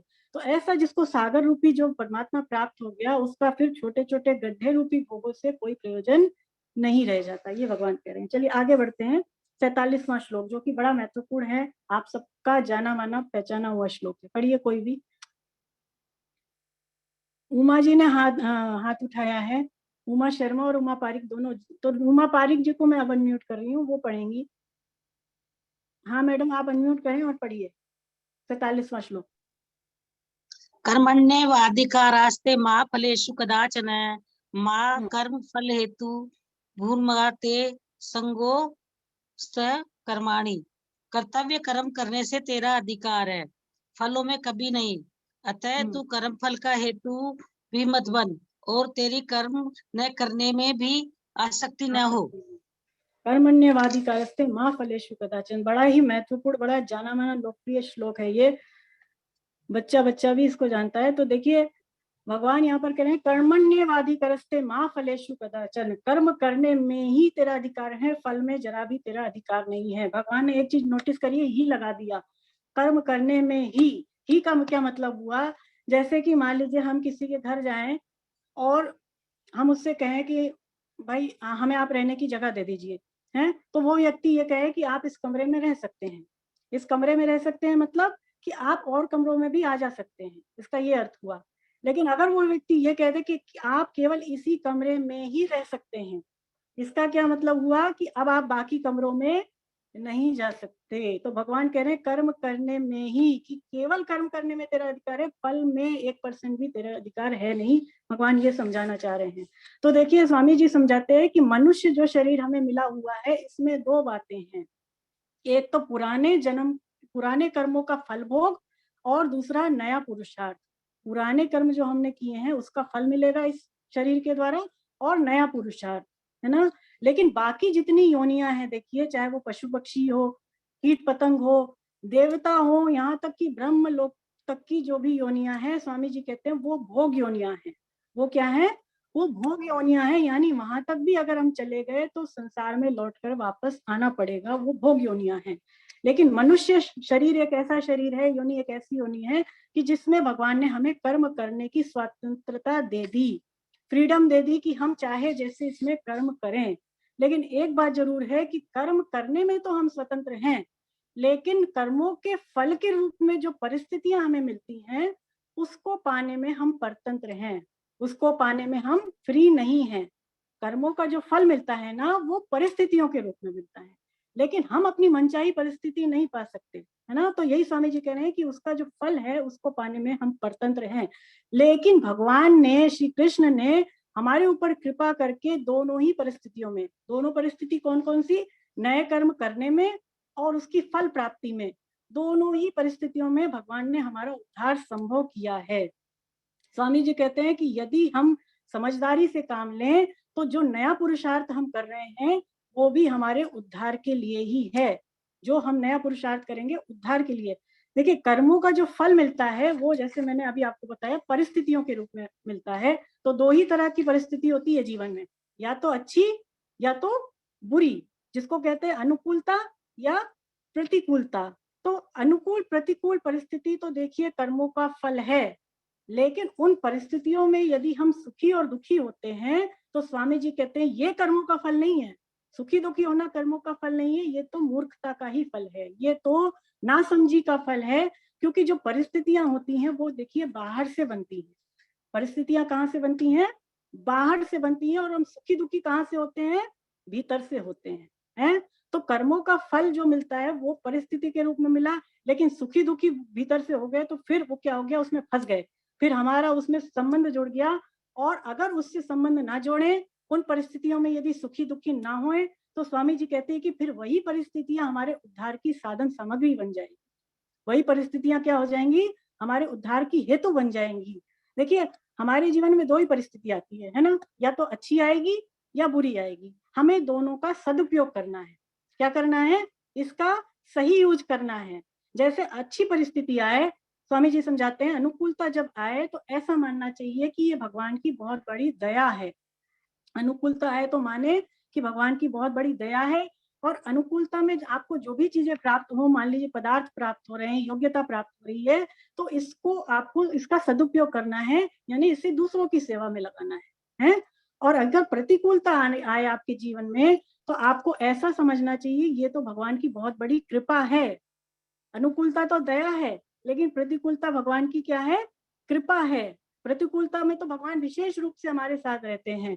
और साधक तो ये सोचता है कि प्रतिकूलता आती है तो ये सोचना चाहिए कि भगवान हमारे पापों का नाश कर रहे हैं, भगवान हमें शुद्ध कर रहे हैं, हमें अपनी ओर खींच रहे हैं।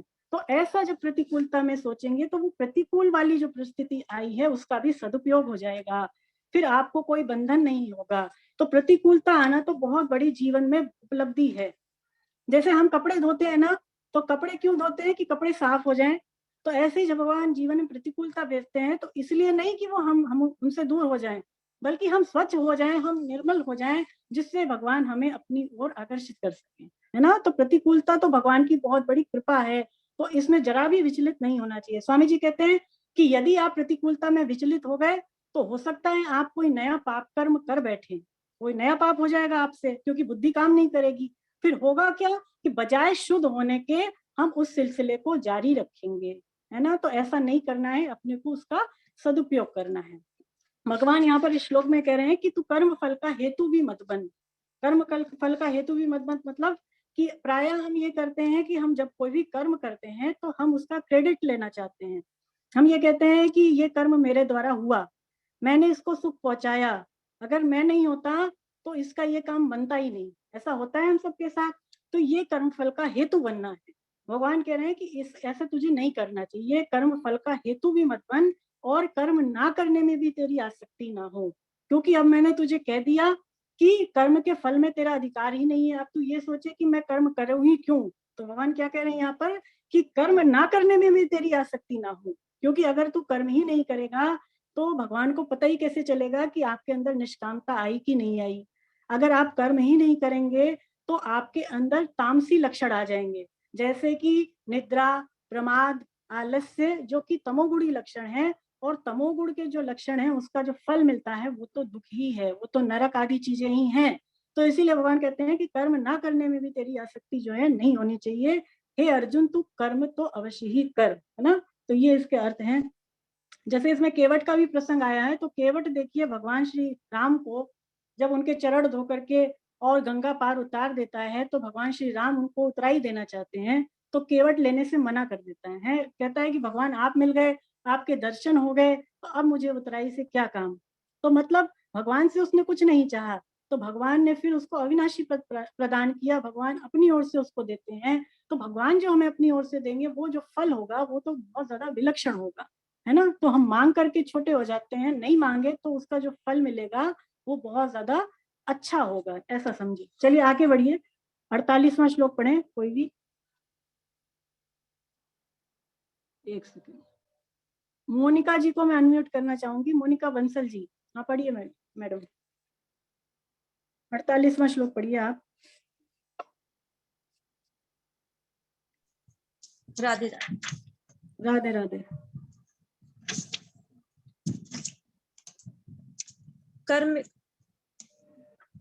हम कर्म फल के हेतु क्यों न बने, इसके लिए दो सिद्धांत समझने होंगे। पहला, संसार वृक्ष की जड़ भगवान श्री कृष्ण है।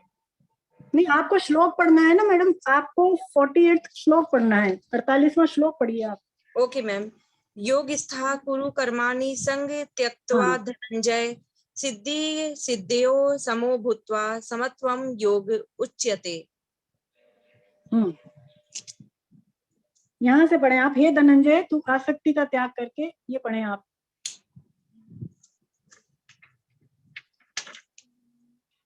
मैम किस पेज पे? ये आपका 45 पेज पे है ना। हाँ जी, वो पढ़िए आप। इसमें लिखा है ना, हे धनंजय तू आसक्ति का त्याग करके, इसको पढ़े आप। कर्तव्य कर्म करने में ही तेरा अधिकार है। हाँ, ये पूरा पढ़ दें, ये तो खैर हमने समझ लिया, लेकिन आप पढ़ दें, यही पूरा पढ़ें आप नीचे तक। कर्तव्य कर्म करने में ही तेरा अधिकार है, फलों में कभी नहीं। अतः तू कर्म फल का हेतु भी मत बन, और तेरी कर्म ना करने में भी आसक्ति ना हो। हे धनंजय, तू आसक्ति का त्याग करके सिद्धि असिद्धि में सम होकर योग में स्थित हुआ कर्मों को कर, क्योंकि समत्व ही योग कहा जाता है। तो देखिए ये वाला जो श्लोक है जो मोनिका जी ने पढ़ा, 48वां श्लोक, ये भी बड़ा महत्वपूर्ण है। इसमें समता की परिभाषा आई है ना, इसको भी मार्क कर लें आप। समता की डेफिनेशन इस श्लोक में आई है। भगवान क्या कह रहे हैं यहाँ पर, समता ही योग है। समत्व ही योग, है ना। तो समत्वम योग उच्यते, है ना। तो समता की परिभाषा आई है। तो यहाँ पर भगवान पहली चीज कह रहे हैं आसक्ति का त्याग करना। स्वामी जी समझाते हैं कि मनुष्य के लिए समता लाने के लिए जरूरी है कि वो आसक्ति का त्याग करे। अब आसक्ति किस तरह की आसक्ति का त्याग करना है, तो इसके लिए स्वामी जी कहते हैं किसी भी चीज में आसक्ति ना हो, ना किसी देश में, काल में, घटना में, परिस्थिति में, व्यक्ति में, वस्तु में, किसी भी चीज में मनुष्य की आसक्ति ना हो। ये भगवान यहाँ पर कहना चाह रहे हैं। सिद्धि असिद्धि मतलब कि आपको सफलता मिले, असफलता मिले, इसमें आपकी जो है समता बनी रहनी चाहिए। मतलब सिद्धि असिद्धि में भी आपको न्यूट्रल रहना है ना। योग में स्थित हुआ, योग में स्थिति मतलब कैसे होगी, तो स्वामी जी कह रहे हैं कि यहाँ पर भगवान कह रहे हैं समता ही योग है, समता ही योग है। कर्म जो है वो कैसे मुक्तिदायक होंगे, स्वामी जी समझाते हैं कि कर्म मुक्तिदायक तभी होंगे जब हम कर्मों में और उसके फलों में समता बनाए रखें। जो कर्म हम कर रहे हैं उसको भी समता बना करके करें, और कर्म का जो फल मिलेगा हमें उसमें भी यदि हम समता बनाए रखें, तो फिर ये जो है कहेंगे कि हम योग में स्थित हो गए। फिर हम क्या माने जाएंगे कि हम योग में स्थित हो गए। योग का मतलब समता। देखिए, एक योग का अर्थ हमने गीता में देखा था जुड़ना, है ना। एक योग का अर्थ है जुड़ना, और यहाँ पर जो योग शब्द आ रहा है उसका अर्थ है समता। तो ये समता अगर हर समय हमारे जीवन में बनी हुई है, हर परिस्थिति में, हर सिचुएशन में ये समता बनी हुई है, तो इसी को कहेंगे योग में स्थिति, योग में स्थित होना, जिसको आगे भगवान ने 6ठे अध्याय में योगारूढ़ भी कहा है, लेकिन वो बातें उस अध्याय में आएंगी। तो योग में स्थित होने वाला जो भक्त है, जो साधक है, तो फिर उसकी परमात्मा से एकता हो जाती है, अथवा वो परम सिद्धि को प्राप्त हो जाता है। तो यही भगवान कह रहे हैं कि समता ही योग है। यदि समता आ गई तो फिर ऐसा मान ले कि हम योगी ही हैं। भगवान यहाँ पर परिभाषा इसकी यही देते हैं। चलिए आगे जो है 39वां श्लोक, 49 श्लोक पढ़े कोई भी। दुरेन हावरम कर्म बुद्धि योगा धनंजय बुद्धो शरण मनिविच कृपणा फल हेतवा। हिंदी अर्थ पढ़िए। हाँ जी। बुद्धि योग समता की अपेक्षा सकाम कर्म दूर से अत्यंत ही निकृष्ट है। अतः हे धनंजय, तू बुद्धि समता का आश्रय ले, क्योंकि फल के हेतु बनने वाले अत्यंत दीन है। बुद्धि समता से युक्त। बस यहीं पे रुक जाएं आप, है ना। तो यहाँ पर देखिए ये वाला जो श्लोक है 39वां श्लोक, इसमें समता अपने अंदर कैसे आई ये भगवान विधि बताते हैं। समता को अपने अंदर लाने की इस विधि को भगवान ये इसलिए बता रहे हैं। भगवान कह रहे हैं कि बुद्धि योग की अपेक्षा सकाम कर्म दूर से ही निकृष्ट है। हे धनंजय, तू बुद्धि का आश्रय ले, यानी समता का आश्रय ले, क्योंकि फल का हेतु बनने वाले बड़े दीन है। तो यहाँ पर स्वामी जी समझाते हैं कि बुद्धि योग यहाँ पर समता के अर्थ में कही गई है ना। तो कर्म योग में देखिए कर्म की मुख्यता नहीं, कर्म योग में ये चीज समझनी बहुत जरूरी है कि कर्म योग है क्या। तो कर्म योग यानी कर्म करते हुए योग बनाए रखने को ही कर्म योग कहा है ना। तो कर्म योग में कर्म की मुख्यता नहीं है, मुख्यता योग की। और योग का क्या अर्थ है, समता, है ना। तो समता बनाए हुए रखते हुए यदि कोई कर्म कर रहा है तो उसी को कर्म योग कहेंगे। स्वामी जी समझाते हैं कि कर्म योग एक ऐसी विधि है, कर्मयोग एक ऐसी टेक्निक है जिसमें हम कर्मों को करते करते भी कर्मों से छूट सकते हैं। आप समझ रहे हैं, कर्म कर तो रहे हैं लेकिन कर्मों में फंस नहीं रहे, कर्म से हम बंध नहीं रहे। तो कर्मयोग एक ऐसी कला है कि हम कर्मों को करते करते कर्मों से मुक्त हो जाएं, उसी को कर्मयोग कहा है। देखिए, जो साधारण इंसान होता है, जो संसारी मनुष्य होता है, वो जो भी कर्म कर रहा है वो उस कर्म के द्वारा फंसता चला जा रहा है। स्वामी जी तो यूं कहते हैं कि वो अपने दुखों को आमंत्रित कर रहा है। लेकिन कर्मयोगी जिस विधि से कर्म करता है वो अपने दुखों को न केवल कम करता है, बल्कि वो अपने दुखों को सदैव के लिए मिटा देता है। कर्मयोग एक ऐसी कला है, एक ऐसी विद्या है। कर्मयोगी की जो सोच होती है, जो उसकी धारणा होती है, वो बड़ी विलक्षण होती है। जैसे साधारण व्यक्ति ये सोचता है कि भाई कोई मेरे काम आ जाए, साधारण व्यक्ति क्या सोचेगा कि कोई मेरे काम आ जाए। लेकिन कर्मयोगी कैसा सोचेगा कि मैं कैसे इसके काम आ जाऊं, मैं कैसे इसकी सेवा कर दूं। यानी पति ये सोचे कि भाई पत्नी मेरी सेवा करे, है ना। पति ये सोचता है कि भाई पत्नी मेरी सेवा करे, लेकिन जो कर्मयोगी होगा वो कैसे सोचेगा कि मैं पत्नी की कैसे सेवा करूं। तो कर्मयोगी की जो सोच है बड़ी विलक्षण। बच्चे हमारी सेवा कर दें, कर्मयोगी ऐसा नहीं सोचता कि बच्चे हमारी, बल्कि मैं बच्चों के कैसे काम आ जाऊं, मैं किसी के कैसे काम आ जाऊं। कर्मयोगी की सोच बड़ी अलग होती है। हम कह नहीं सकते एक साधारण व्यक्ति को देख करके और कर्मयोगी को देख करके कि इनमें क्या डिफरेंस है, क्योंकि बाहर से देखने पर दोनों ही व्यक्ति एक जैसे लगेंगे, लेकिन कर्मयोगी के अंदर जो भाव है, कर्मयोगी की जो थॉट है, जो विचारधारा है, वो बड़ी ही ऊंची होती है। तो कर्मयोग एक ऐसी विधि है जिसमें हम कर्म करते हुए भी कर्मों के माध्यम से भगवान तक पहुंच सकते हैं। वैसे तो देखा जाए कर्म जड़ माने गए, कर्म भगवान तक नहीं पहुंचते, कर्मों को करने का जो भाव है वही भगवान तक पहुंचता है। कर्म को करने की कैसी हमारे अंदर उद्देश्य है वही भगवान तक पहुंचता है। और हमने ये देखा कि कर्म योग में योग की मुख्यता है, यानी समता की मुख्यता है। तो समता लाने के दो ही तरीके हैं, स्वामी जी बताते हैं, त्याग और सेवा। जैसे अभी मैंने बताया कि अपने अधिकारों का तो त्याग करना है और हमें दूसरों की सेवा करनी है। अपने अधिकारों का त्याग करें, दूसरों की सेवा करें, तो फिर कर्मयोग आप पालन कर पाएंगे। और त्याग और सेवा हमारे अंदर आ जाए, इसके लिए जरूरी है एक निश्चय वाली बुद्धि। त्याग और सेवा कैसे आएगी हमारे अंदर? उसके लिए व्यवसायित्मिका बुद्धि, यानी एक निश्चय वाली बुद्धि की आवश्यकता होती है। इसीलिए कर्मयोग को बुद्धि योग भी कहा गया है, कर्मयोग को बुद्धि योग भी कहा गया है ना। तो इसलिए कर्मों को तो करना ही है, लेकिन उसको समता बनाए हुए करना ही समझदारी है। इसीलिए कर्मयोग को बुद्धि योग कहा गया है। चलिए अब आगे बढ़िए। 50वां श्लोक पढ़ें कोई भी। मेरे को किसी का हैंड रेज नहीं दिख रहा है, तो मैं अपनी तरफ से किसी को भी। निर्मला जी आप पढ़ेंगी? निर्मला मैडम, हरे कृष्णा। हरे कृष्णा मैडम। हाँ पढ़िए। मैडम मैं क्षमा चाहती हूँ, मैं थोड़ा सा किचन में हूँ। अच्छा ठीक है। तो और कोई साधक? बुद्धि। कौन पढ़ रही है? मोनिका जी पढ़ रही है, पढ़िए। हाँ जी। बुद्धि युक्तो जहाति उभे सकृत दृष्कृते तस्मा ध्योगाय युजस्य योगः कर्मसु कौशलम। बुद्धि समता से युक्त मनुष्य यहाँ जीवित अवस्था में ही पुण्य पाप दोनों का त्याग कर देता है। अतः तू योग समता में लग जा, क्योंकि कर्मों में योग ही कुशलता है। जी बहुत बहुत धन्यवाद। तो यहाँ पर भगवान कह रहे हैं कि कर्मों में योग ही कुशलता है, यानी कर्मों में समता बनाए रखते हुए कर्म करना ही कुशलता है, ऐसा भगवान इस श्लोक में कह रहे हैं।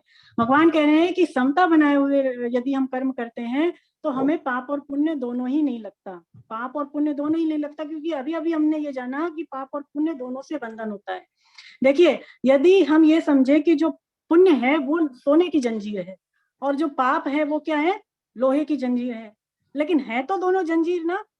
अगर आप एक को सोने की मान लीजिए पुण्य कर्म जो है वो सोने की है और पाप जो है वो लोहे की है, तो जब तक जंजीर में रहेंगे, चाहे वो सोने की हो चाहे वो लोहे की हो, बंधन तो होगा ही। तो भगवान कह रहे हैं लेकिन कि यदि समता में रह करके कर्म करेंगे तो फिर पाप और पुण्य से रहित हो जाएंगे। स्वामी जी समझाते हैं कि समता एक ऐसी विद्या है, एक ऐसी कला है कि कर्म करते हुए भी मनुष्य कर्मों से निर्लिप्त रहता है। जैसे आपने देखा है कि जल में कमल का पत्ता होता है ना, तो आप कमल के पत्ते को देखिए कि कमल के पत्ते पर जल ठहरता नहीं है। आप जल उस पर डालेंगे वो उतर जाएगा, हट जाएगा। तो कमल का पत्ता जैसे कमल का जो फूल होता है, उसका जो पत्ता होता है, जैसे जल में रहते हुए भी जल से सदैव निर्लिप्त रहता है, ऐसे ही कर्मयोगी भी कर्म को करता हुआ कर्मों से सदैव निर्लिप्त रहता है। कर्म करना कैसे? भगवान कहते हैं कर्म में योग ही कुशलता है, यानी कर्मों में समता बनाए रखते हुए ही कर्म करना कुशलता है, यानी बुद्धिमानी है। अब कर्मों में समता आएगी कैसे? कर्मों को करते समय समता आएगी कैसे, उसका स्वामी जी तरीका बताते हैं, विधि बताते हैं।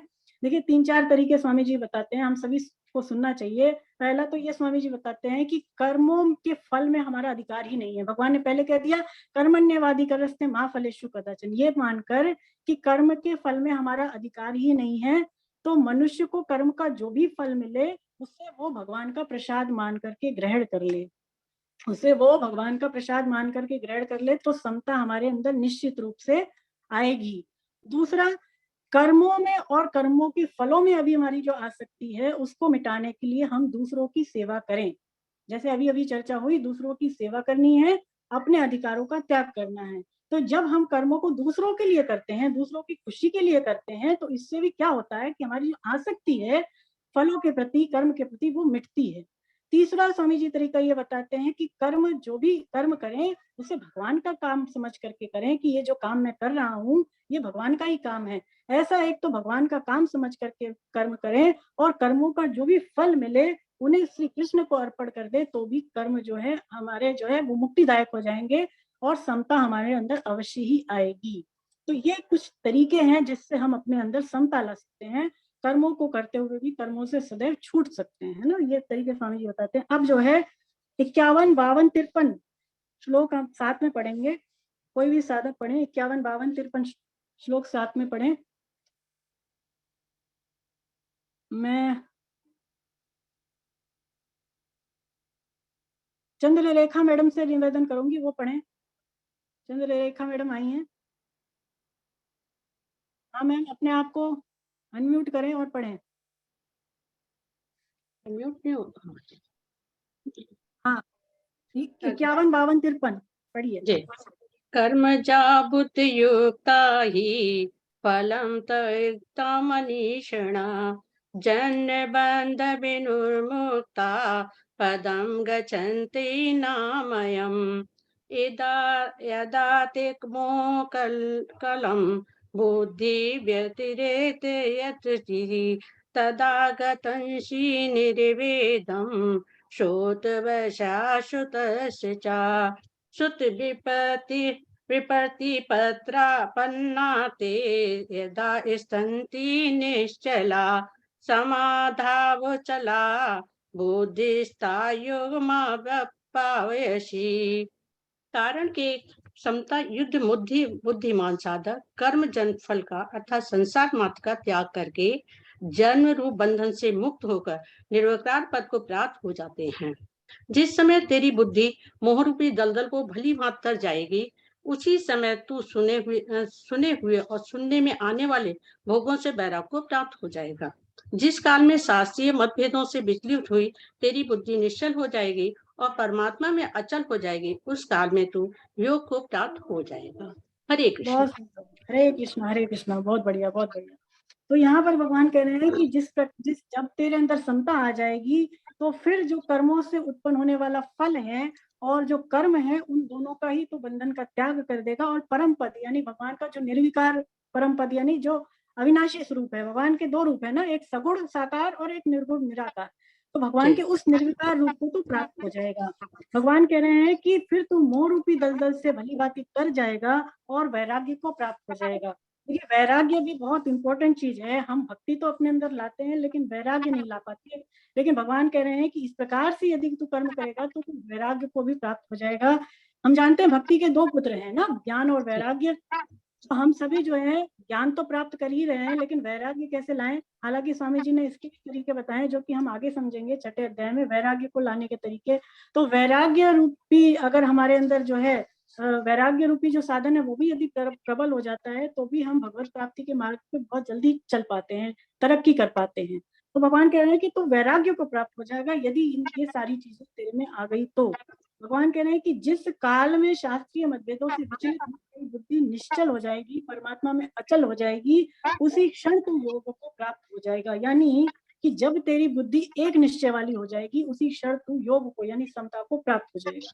तो समता को प्राप्त करने की विधि भगवान ने एक तरह से 53वें श्लोक में बताई है। ये बताया है भगवान ने कि कैसे हम अपने जो है अंदर समता ला सके। तो देखिए, स्वामी जी कहते हैं एक निश्चय वाली बुद्धि कैसे होगी, उसका पुनः स्वामी जी तरीका बताते हैं कि संसार प्रतिक्षण बदल रहा है। संसार की जो चीजें हैं वो भी प्रतिक्षण क्या हो रही हैं? बदल रही, चेंज हो रही हैं। तो संसार हमारे साथ रहने वाला है नहीं, है ना। तो संसार की तरफ यदि दृष्टि रखेंगे, संसार की तरफ यदि राग बुद्धि रखेंगे तो क्या होगा कि बुद्धि कभी भी निश्चल नहीं हो पाएगी। कभी भी जो है एक निश्चय वाली बुद्धि हमारी नहीं हो पाएगी यदि बहुत ज्यादा संसार में महत्व बुद्धि बनी हुई है तो। लेकिन एक बार यदि हमने बुद्धि से ये निश्चय कर लिया कि हमें राग केवल परमात्मा से करना है, यानी प्रेम केवल श्री कृष्ण से करना है, तो क्या होगा? स्वामी जी कहते हैं कि बुद्धि उसी क्षण जो है अचल हो जाएगी, यानी परमात्मा में स्थिर हो जाएगी।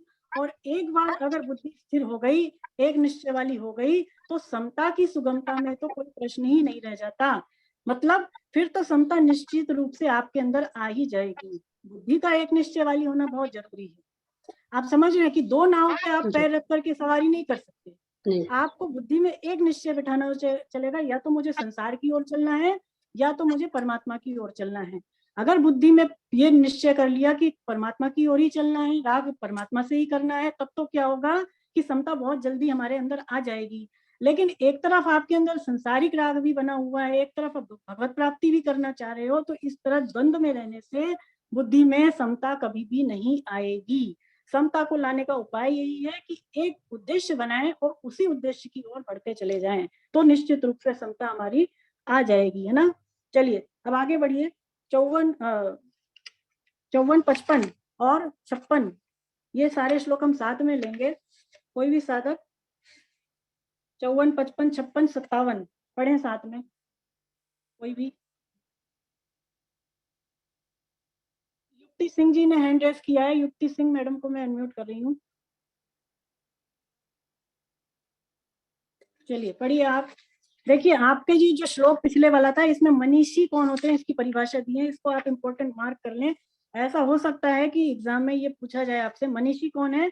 जैसे इसमें डेफिनेशन दी है, शरीर क्षणभंगुर है, लेकिन इस घटिया सौदे का भी जो सर्वोच्च लाभ प्राप्त कर ले, जन्म मृत्यु से बंधन से मुक्त होने के लिए जो प्रयास करे, जो मुक्त हो जाए, वही मनीषी है ना। तो ये हम इसमें मार्क कर सकते हैं अपने पुस्तक में। आगे बढ़िए, पढ़िए मैडम 54, 55 और 56, 57। युक्ति सिंह मैडम, हरे हाँ कृष्ण। जी मैम, हाँ पढ़िए। आवाज आ रही मैम आपको? आ रही है। जी जी। हे केशव, परमात्मा में स्थित स्थिर बुद्धि वाले मनुष्य के क्या लक्षण होते हैं? वह स्थिर बुद्धि वाला मनुष्य कैसे बोलता है, कैसे बैठता है, कैसे चलता है, अर्थात कैसे व्यवहार करता है? हे प्रथानंदन, जिस काल में साधक मन में आई संपूर्ण कामनाओं की भली भांति त्याग कर देता है और अपने आप से अपने आप में ही संतुष्ट रहता है, उस काल में वह स्थिर बुद्धि कहा जाता है। दुखों की प्राप्ति होने पर जिनके मन में उद्वेग नहीं होता और सुखों की प्राप्ति होने पर जिनके मन में स्पृहा नहीं होती, तथा जो राग भय क्रोध से सर्वदा रहित हो गया है, वह मननशील मनुष्य स्थिर बुद्धि कहा जाता है। सब जगह आसक्त रहित हुआ जो मनुष्य उस शुभ अशुभ को प्राप्त करके न तो प्रसन्न होता है न द्वेष करता है, उसकी बुद्धि स्थिर है। हरे कृष्ण। बिल्कुल, हरे कृष्ण। बहुत सुंदर आपने पढ़ा। तो देखिए अब अर्जुन के मन में यहाँ पर जिज्ञासा हुई। अब भगवान ने बता दिया कि समता लानी जरूरी है और समता के लिए एक निश्चय वाली बुद्धि जरूरी है। तो अब अर्जुन के मन में ऐसी जिज्ञासा हुई कि जिसके अंदर समता आ गई और जिसकी बुद्धि एक निश्चय वाली हो गई, यानी स्थिर हो गई, तो उसके क्या लक्षण होते हैं, हम उसे कैसे पहचानेंगे कि ये स्थिर बुद्धि वाला मनुष्य है। अर्जुन यहाँ पर क्या पूछ रहे हैं कि वो कैसे चलता है, कैसे उठता है, कैसे बोलता है। हे केशव, ये आप मुझे बताइए। तो भगवान क्या इसका उत्तर देखिए 3 श्लोकों में देते हैं। 55, 56 और 57वें श्लोक में श्री कृष्ण अर्जुन के जो प्रश्न है वो उस प्रश्न के सारे उत्तर इन 3 श्लोकों में देते हैं।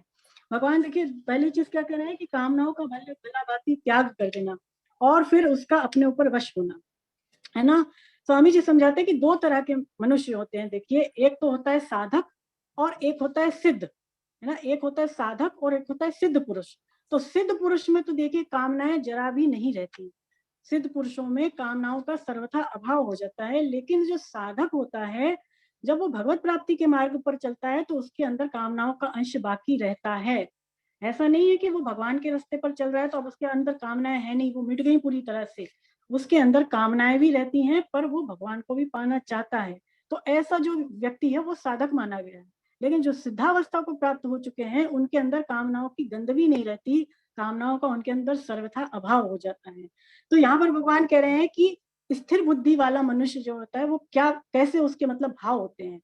अर्जुन ने देखिए जो है वो प्रश्न जो किया वो उसकी क्रियाओं को लेकर के किया कि स्थिर बुद्धि वाला कैसे चलता है, कैसे उठता है, कैसे बोलता है।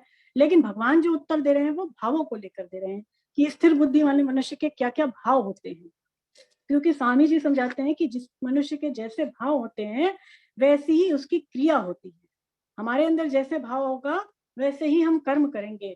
जैसे मान लीजिए कोई व्यक्ति बहुत ज्यादा खुश है, बहुत ज्यादा कोई खुश है, तो हम उसकी बोली से ये समझ सकते हैं कि ये व्यक्ति खुश है। आप सभी जान सकते हैं ना, कोई बहुत खुशी है तो उसके बातों से हम समझ जाएंगे हाँ बहुत खुश है। और यदि कोई व्यक्ति बहुत दुखी है और जब वो बोलेगा आपसे तब आपको समझ में आ जाएगा जरूर कोई बात है, इसके अंदर कोई दुख है। तो इस तरह से व्यक्ति के जो भाव होते हैं उसके अनुसार ही उसके कर्म होते हैं।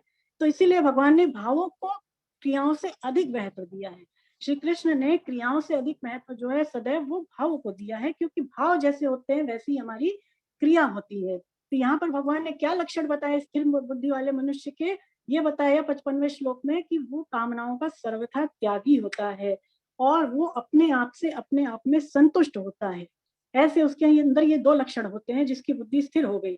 और भाव क्या बताते हैं, ये बताते हैं कि वो सब जगह सम रहता है। मतलब चाहे उसके जीवन में कैसी परिस्थिति आए उसके अंदर समता बनी ही रहती है। और अगली चीज जो भगवान यहाँ पर बता रहे हैं वो ये है कि उसका अपने मन पर वश होता है, यानी आत्म संयमी होता है, अपने आप पर वो कंट्रोल किए हुए होता है, उसको पता होता है मुझे क्या अच्छा मेरे लिए है क्या नहीं है। यहाँ पर भगवान जो स्पृहा शब्द यूज कर रहे हैं 56वें श्लोक में, इसका क्या अर्थ है, स्पृहा का मतलब होता है लालसा, है ना। स्पृहा होता है लालसा, यानी किसी चीज के प्रति यदि बहुत सूक्ष्म कामना है हमारी तो उसको स्पृहा कहेंगे। देखिए स्वामी जी समझाते हैं कि जो पतंजलि योग दर्शन है, हम सबने नाम सुना है, पतंजलि योग दर्शन में तो देखिए क्या करते हैं कि मन की स्थिरता पर जोर देते हैं कि अपने मन को स्थिर करिए, है ना। तो मन क्या कभी स्थिर हो पाता है, बताइए आप। मन हमारा क्या कभी एक जगह टिकता है, नहीं टिक पाता ना। स्वामी जी कहते हैं कि मन तो केवल ध्यान अवस्था में ही जो है स्थिर रह पाता है, लेकिन जो बुद्धि की स्थिरता है, बुद्धि का जो कंट्रोल है वो सदैव बना रहता है। तो जो बुद्धि की स्थिरता है वो ज्यादा महत्वपूर्ण है। यदि आपकी बुद्धि स्थिर है तो आपके मन को भी वो कंट्रोल में कर लेगी। हम आगे जब तीसरा अध्याय पढ़ेंगे तो उसमें भगवान यही कहेंगे कि मन से श्रेष्ठ बुद्धि है, बुद्धि से श्रेष्ठ स्वयं है। ऐसे ऐसे भगवान समझाते हैं क्रम। तो मन से श्रेष्ठ बुद्धि है, और अगर मन को काबू में लाना है तो बुद्धि के द्वारा ही मन को काबू में लाया जा सकता है। और बुद्धि की जो स्थिरता है, एक बार अगर बुद्धि की स्थिरता कैसे आएगी, भगवान क्या तरीका बता रहे हैं कि बुद्धि स्थिर जिसकी होएगी उसके अंदर कामनाओं का अभाव होगा। तो जिसने कामनाओं का सर्वथा अभाव जिसके जीवन में हो गया उसकी बुद्धि स्थिर हो जाती है। और स्थिर बुद्धि वाला जो पुरुष होता है, फिर भगवान कह रहे हैं कि वो सारी परिस्थितियों में सम रहता है। चाहे उसके जीवन में कैसी परिस्थिति आ जाए, अनुकूल आ जाए प्रतिकूल आ जाए, मान शोक भय आदि वाली जो परिस्थिति है वो भी यदि उसके जीवन में आ जाए तो वो व्यक्ति सदैव सम रहता है, ये उसका लक्षण है। तो देखिए इसमें एक कबूतर का प्रसंग आया है। तो क्या हुआ, एक कबूतर और कबूतरी थे।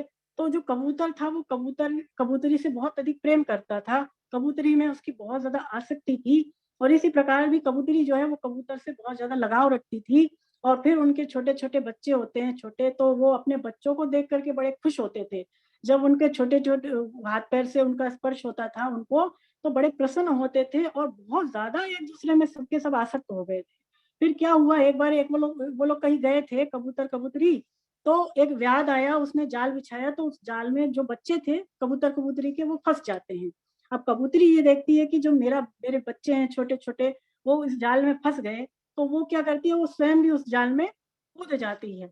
अब जब कबूतर ये देखता है कि जो मेरा संसार है, जो मेरी बच्चे हैं, जो मेरी पत्नी है, वो सारे इस जाल में फंस गए, तो मैं जी करके क्या करूंगा, तो वो भी क्या करता है, वो भी उस जाल में जाकर के फंस जाता है। इस प्रकार सबका जीवन समाप्त हो जाता है। तो मतलब क्या हुआ कि जो बहुत ज्यादा गाढ़ी आसक्ति है, जो गाढ़ा प्रेम है, वो इंसान के लिए बहुत ज्यादा खतरनाक है ना, वो नुकसानदायक है।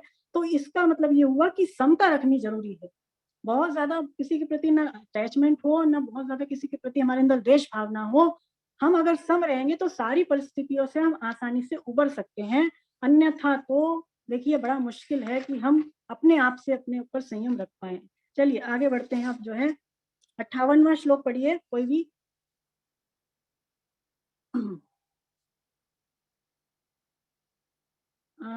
नम्रता मैडम पढ़ेंगी, नम्रता जी। हरे कृष्णा। मैम मेरे पास किताब नहीं है। अच्छा आपके पास किताब नहीं, गीता की बुक भी नहीं है कोई आपके पास? कोई घर में नहीं। गीता की पुस्तक हो जैसे? हाँ मैम। आपको किताब नहीं मिली, आप जयपुर से हैं? नहीं मैम, मैं भीलवाड़ा से हूँ, प्रेरणा बंसल नाम से। अच्छा प्रेरणा जी, मैं नम्रता मैडम से बोल रही थी, वो हमारी कक्षा में है। तो प्रेरणा जी आपके लिए तो मैंने रिक्वेस्ट की है, देखिए वो मिल जानी चाहिए आपको। तो कोई और पढ़े, हैंड रेस कर दें कृपया, समय अपना बचेगा जिससे। हाँ, शशि मैडम, शशि अग्रवाल जी, शशि अग्रवाल मैडम को मैं अनम्यूट कर रही हूँ, वो पढ़िए तो। हाँ पढ़िए मैडम, 58 पढ़ें, 58, 59, 60 तीनों ही पढ़ते हैं आप, इसमें क्रम से दिया हुआ है ना, आप इसको हिंदी अर्थ पढ़ें, संस्कृत आप रहने दें, है ना, आप हिंदी अर्थ पढ़ें।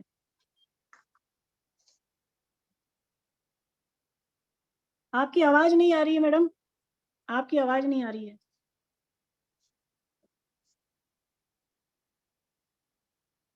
अभी भी आवाज नहीं आ रही है ना। और कोई साधक? उर्मिला जी ने हैंड रेज किया है, उर्मिला जी को मैं रिक्वेस्ट करूंगी वो 3 श्लोक लगातार पढ़ें। हाँ जी उर्मिला जी आप पढ़िए, अनम्यूट करें अपने आप को और पढ़ें जल्दी से। जिस तरह कछुआ अपने अंगों को सब ओर से समेट लेता है सहते, ऐसे ही जिस काल में यह कर्म योगी इंद्रियों के विषयों से इंद्रियों को सब प्रकार से हटा लेता है, तब उसकी बुद्धि स्थिर हो जाती है। निराहारी इंद्रियों को विषयों से हटाने वाले मनुष्य के भी विषय तो निवृत्त हो जाते हैं, पर रस निवृत्त नहीं होता। परंतु परमात्मा तत्व का अनुभव होने से इस स्थित प्रज्ञ मनुष्य का रस भी निवृत्त हो जाता है, अर्थात उसकी संसार में रस बुद्धि नहीं रहती। कारण कि हे कुंती नंदन, रस बुद्धि रहने से यत्न करते हुए विद्वान मनुष्य की भी प्रथमशील इंद्रियां उसके मन को बलपूर्वक हर लेती है। बहुत बढ़िया, धन्यवाद, बहुत अच्छा पढ़ा आपने। तो देखिए अब यहाँ पर 58वें और 59वें और 60वें श्लोक में भगवान बता रहे हैं कि केवल हमारी बुद्धि स्थिर हो जाए उसके लिए विषयों का त्याग करना इम्पोर्टेंट नहीं है, उसके लिए और भी चीजें हैं जो कि त्याग करनी चाहिए। पहली चीज भगवान कछुए का उदाहरण देते हैं। देखिए कछुआ हम सबने देखा है, तो कछुआ के 6 अंग माने जाते हैं ना। कछुआ के 6 अंग होते हैं, उसके 2 हाथ, 2 पैर और 1 पीठ और 1 गर्दन, ऐसे कछुए के 6 अंग होते हैं। तो कछुआ जब अपने अंगों को समेटता है, जब वो सिकुड़ता है, तो केवल उसकी पीठ दिखती है। आप देखिए उसके हाथ पैर वो सिकोड़ लेगा, अपनी वो गर्दन सिकोड़ लेगा, तो केवल उसकी पीठ दिखती है। तो स्वामी जी कहते हैं ऐसे ही जो स्थिर बुद्धि वाला मनुष्य है वो क्या करता है कि अपनी अपनी इंद्रियों को अपने अपने विषयों की तरफ से वो समेट लेता है, यानी उसका अपने ऊपर संयम होता है। इंद्रियां जो है वो अपने विषयों की तरफ आकर्षित होती हैं। हमारी जो ज्ञान इंद्रियां हैं, जैसे अब आंखें हैं, तो आंखों का क्या काम है? देखना, है ना। तो आंखें जो देखती हैं तो वो क्या देख रही है इस पर ध्यान देना हमें जरूरी है ना। आंखों के द्वारा कोई हम चीज देखें और वो चीज उसको अच्छी लग रही है, तो क्या वो वास्तव में अच्छी है, इस पर ध्यान देने वाली बात है। तो आंखों के द्वारा अच्छा देखे, कानों के द्वारा अच्छा सुने, जीवा के द्वारा अच्छा बोले, इत्यादि बातें जो है वो भगवान इसमें कहना चाह रहे हैं कि इंद्रियों का अपने विषयों की तरफ आकर्षण ना हो, उसके तरफ उसका जो है ज्यादा अटैचमेंट ना हो। नहीं तो क्या होगा, वो तो भगवान अभी नहीं बता रहे, लेकिन स्वामी जी समझाएंगे आगे। इससे होगा ये कि परमात्मा में बुद्धि नहीं स्थिर रह पाएगी। तो इंद्रियों को विषयों से, जो साधक होता है, जो स्थिर बुद्धि वाला मनुष्य होता है, वो सब तरफ से विषयों से समेट लेता है। लेकिन भगवान कह रहे हैं कि ऐसा करना ही केवल पर्याप्त नहीं है। भगवान कह रहे हैं आगे कि निराहारी मनुष्य की बुद्धि तो मतलब विषयों से इंद्रियां तो निवृत्त हो जाती है, पर रस निवृत्त नहीं होता। केवल परमात्मा तत्व का अनुभव करने पर ही वो रस निवृत्त हो पाता है। तो वास्तव में ये रस क्या है? रस का नाम भगवान ने लिया, तो रस क्या होता है? तो देखिए रस किसको कहते हैं? रस कहते हैं किसी चीज के प्रति सूक्ष्म खिंचाव, किसी चीज के प्रति यदि हमारी बहुत लगाव है, अंदर से भीतर मन से यदि उसके तरफ आकर्षण है, तो वो रस कहा गया है। जैसे एक जो बीमार आदमी है, समझ लीजिए कोई बहुत ज्यादा बीमार है व्यक्ति, उसको डायबिटीज है। अब डॉक्टर उससे ये कहेगा कि तुम जो है मीठी चीज बिल्कुल भी नहीं खा सकते। अब वो मीठी चीज बिल्कुल भी नहीं खाएगा, लेकिन मान लीजिए वो कहीं ऐसी जगह पर गया जहां पर बहुत अच्छे अच्छे व्यंजन है, और वहां पर उसने जो है एक अपनी पसंदीदा मिठाई देख ली, तो क्या होगा? वो ये सोचेगा कि भले ही मैं अभी इस मिठाई को नहीं खा पा रहा हूँ, लेकिन जब मैं ठीक हो जाऊंगा तो अपने मनपसंद मिठाई को जी भर के खाऊंगा। तो मिठाई को देख करके उसके अंदर जो खुशी हुई, मन में जो उसको प्रसन्नता हुई, उसी को रस कहा है। स्वामी जी कहते हैं कि जैसे लोभी पुरुष को मान लीजिए और कामी पुरुष को मान लीजिए स्त्री मिल जाए, तो उससे जो उसको खुशी होती है मन में, उसी को यहाँ पर रस कहा है। जब संसारिक रस हमें बहुत ज्यादा अच्छा लगता है, जब संसारिक पदार्थों में रस बुद्धि रहती है, तब तक हमारा जो भगवान की तरफ चलना है, भगवान की प्राप्ति का जो उद्देश्य है, वो दृढ़ नहीं हो पाता। स्वामी जी कहते हैं लेकिन एक बार यदि बुद्धि से निश्चय कर लिया कि परमात्मा की ओर चलना है, श्री कृष्ण से प्रेम करना है, तो फिर क्या होगा कि संसारिक भोगों के प्रति हमारी रस बुद्धि नहीं रह जाती। एक बार श्री कृष्ण प्रेम रस यदि रास आ गया, वो समझ में आ गया कि क्या होता है, तो संसारिक रसों का जो पदार्थों का रस है वो उसके आगे फीके पड़ जाएंगे। स्वामी जी कहते हैं कि साधक को ये तत्व जब बोध हो जाता है कि वास्तव में जो असली सुख है, जो आनंद है, वो किसमें है, वो पता चलने पर साधक का जो संसारिक भोगों के प्रति रस है, रस बुद्धि है, वो निवृत्त हो जाती है, उसका उसके प्रति आकर्षण नहीं रह जाता। लेकिन करना क्या है, इसके लिए भगवान तरीके आगे के श्लोक में बता रहे हैं। क्या बता रहे हैं? 61वें श्लोक में भगवान बताएंगे कि इसके लिए करना क्या है, रस बुद्धि ना हो तो इसके लिए करना क्या है। उसके पहले भगवान देखिए 60वें श्लोक में बताते हैं कि कारण हे कुंती नंदन, यदि एक भी इंद्रिय अपने विषयों की तरफ आकर्षित होती है तो फिर वो इंद्रिय उसके मन को भी हर लेती है। इसका क्या अर्थ हुआ कि यदि हमारी जो इंद्रियां हैं उनमें से एक भी इंद्रिय यदि अपने विषय की तरफ जा रही है तो वो मन को भी अपना गुलाम बना लेती है ना। तो फिर मन क्या होता है, वो उसके पीछे पीछे ही जाता है। तो जरूरी है कि हम अपने सारी इंद्रियों को, जो पांचों ज्ञान इंद्रियां हैं, उसको परमात्मा की ओर ही लगाएं। कैसे लगाना है भगवान उसका तरीका हमें अगले श्लोक में यानी 61वें श्लोक में बता रहे हैं। चलिए पढ़िए 61वां श्लोक, कोई भी साधक। राधा देवी कांत जी को मैं अनम्यूट करूंगी, आप पढ़ें 61वां श्लोक। 62, 63 है ना, आप तीनों ही पढ़े। हरे कृष्णा मैम, हरे कृष्णा। हरे कृष्णा, हरे कृष्णा, पढ़िए तीनों श्लोक पढ़े आप। कर्म योगी साधक उन संपूर्ण इंद्रियों को वश में करके मेरे परायण होकर बैठे, क्योंकि जिसकी इंद्रिया वश में है उसकी बुद्धि स्थिर है। जी आगे पढ़े। विषयों का चिंतन करने वाले मनुष्य को उन विषयों में आसक्ति पैदा हो जाती है। आसक्ति से कामना पैदा होती है, कामना से बाधा लगने पर क्रोध पैदा होता है, क्रोधित होने पर सम्मोह है, मूढ़ भाव हो जाता है, सम्मोह से स्मृति भ्रष्ट हो जाती है, स्मृति भ्रष्ट होने पर बुद्धि विवेक का नाश हो जाता है, बुद्धि का नाश होने पर मनुष्य का पतन हो जाता है। हरे कृष्णा। हरे कृष्णा, बहुत सुंदर, बहुत सुंदर। तो देखिए आप भगवान तरीका बता रहे हैं इसमें 61वें श्लोक में पहले कि हमें अपने अंदर जो रस है विषयों के प्रति, वो उसको छूटने का क्या उपाय है। भगवान इसमें दो चीजें बता रहे हैं, एक तो इंद्रियों को वश में रखें, रस बुद्धि ना हो विषयों के प्रति, जरूरी है कि इंद्रियों को वश में रखें, और मेरे परायण होकर के बैठे। दो बातें भगवान कह रहे हैं। तो स्वामी जी कह रहे हैं कि हमें अपने पहली चीज तो ये है कि इंद्रियों को वश में रखना है ना। इंद्रियां जो है वो अपने विषयों का सेवन करें, लेकिन वो अच्छे विषयों का सेवन करें, बुरे विषयों का सेवन ना करें। तो ये अर्थ है, तो मेरे परायण होकर के बैठे। स्वामी जी कहते हैं कि साधक को अगर अपनी इंद्रियों को वश में करने में कोई भी सफलता मिल रही है तो उसे अपने आप को श्रेय नहीं देना है, उसका जो श्रेय है उसे परमात्मा को देना है। अगर क्या होगा कि हम अपने आप को श्रेय देंगे तो फिर हमारी जो इंद्रियां हैं वो अगर वश में भी हो जाएंगी तो भी वो बात आगे चल करके फिर से विषयों की तरफ आसक्त हो जाएगी। तो जरूरी है कि हमें अगर अपने आप पर कंट्रोल करने पे सफलता मिल पा रही है तो उसका जो क्रेडिट है वो हम एक तो भगवान को दें। दूसरी बात भगवान कह रहे हैं मेरे परायण होकर के बैठे, यानी श्री कृष्ण के परायण होने से क्या मतलब है, ये समझें कि मैं केवल भगवान का हूँ और भगवान ही मेरे अपने हैं। साधक की जो महत्व बुद्धि है वो भगवान में हो कि मैं केवल कृष्ण का हूँ और कृष्ण ही मेरे हैं, मैं संसार का नहीं हूँ, संसार मेरा नहीं है, क्योंकि संसार देखिए वो सदैव बदल रहा है, हमारे साथ ठहरने वाला है नहीं, और परमात्मा कभी भी हमसे दूर होने वाले हैं नहीं। चलिए हे नाथ की पुकार लगाते हैं, हे नाथ, हे मेरे नाथ, मैं आपको भूलूं नहीं, हे नाथ, हे मेरे नाथ, मैं केवल आपका हूँ और केवल आप ही मेरे हैं। नारायण नारायण नारायण। तो इस प्रकार जब भगवान की तरफ हमारी महत्व बुद्धि हो जाएगी तो निश्चित रूप से जो है हमारा जो रस बुद्धि है संसार में वो निवृत्त होने लग जाएंगे, है ना। तो इस प्रकार साधक का मन, स्वामी जी कहते हैं कि सदैव भगवान में ही लगा रहे, सदैव भगवान में ही लगा रहे।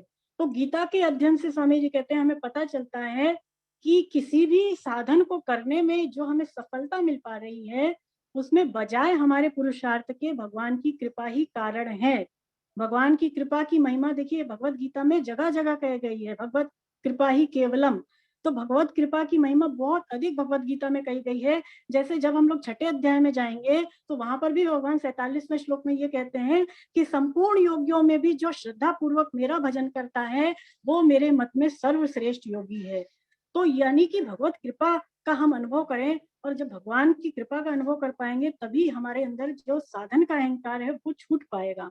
स्वामी जी कहते हैं कि अभी हमारा जो विषयों के प्रति रस बुद्धि है उसका कारण ये है कि हमने जो है अपने आप को नहीं जाना, हमने संसार के को नहीं जाना। मतलब अगर हम ये जान लें कि वास्तव में हम कौन है और वास्तव में हमारा क्या है और वास्तव में हम कौन नहीं है, हमारा क्या नहीं है, इत्यादि बातों को यदि हम जान ले तो संसार में जो रस है वो नहीं रह जाएगी, है ना। जैसे हमारी पहले भी चर्चा हुई थी कि मेरे तो गिरधर गोपाल दूसरो ना कोई।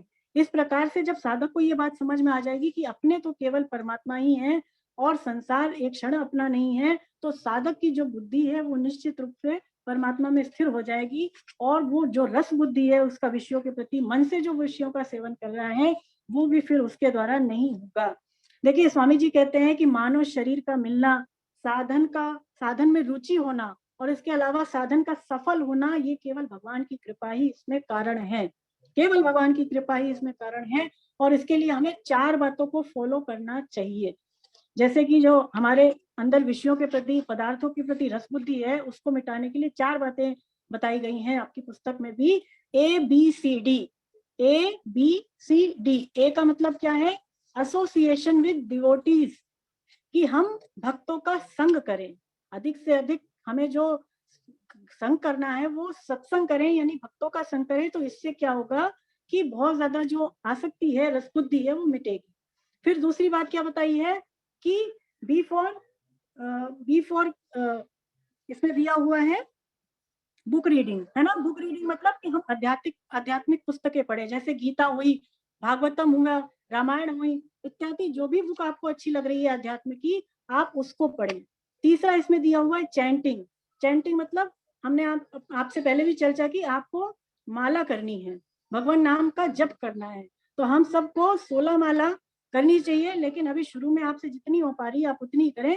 तो यदि भगवान नाम करते हैं तो ये भी बहुत अच्छा साधन है, अपने आप में स्वतंत्र साधन है भगवान को पाने का। और चौथा है, फिर इसमें है डीटी वर्शिप। डीटी वर्शिप मतलब कि हमारे जो भी पूजनीय हैं, हमारे जो आराध्य हैं, जो हमने विग्रह रखा हुआ है अपने घर पे, उनकी हम उपासना करें, उनकी भक्ति भाव से सेवा करें और उनकी उपासना करें। तो इससे भी क्या होगा कि जो रस बुद्धि है विश्व के प्रति वो हमारी मिट जाएगी। तो ये 4 तरीके हैं।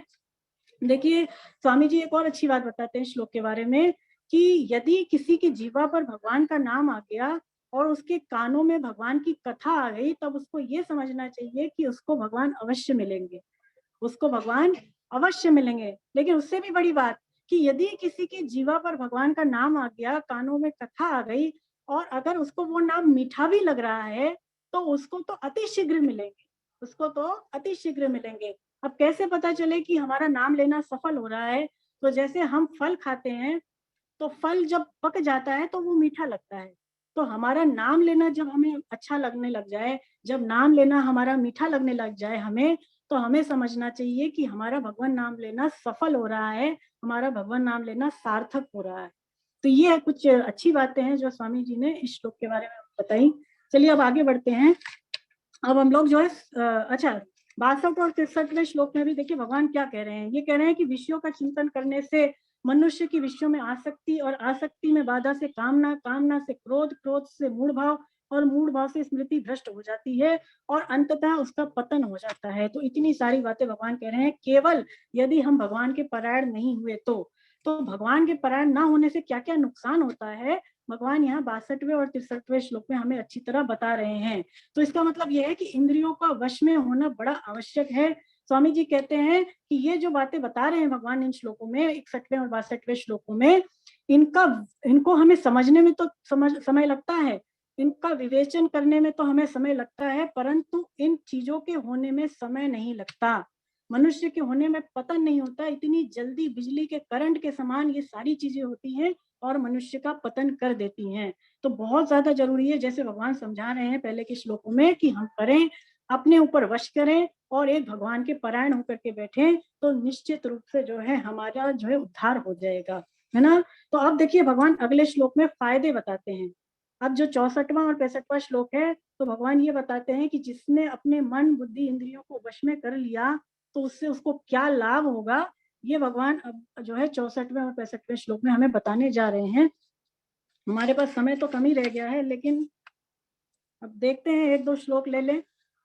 और वैसे तो ये दूसरा अध्याय मुझे मुश्किल लग रहा है, आज होने वाला नहीं है ना। इसमें कितने श्लोक हैं?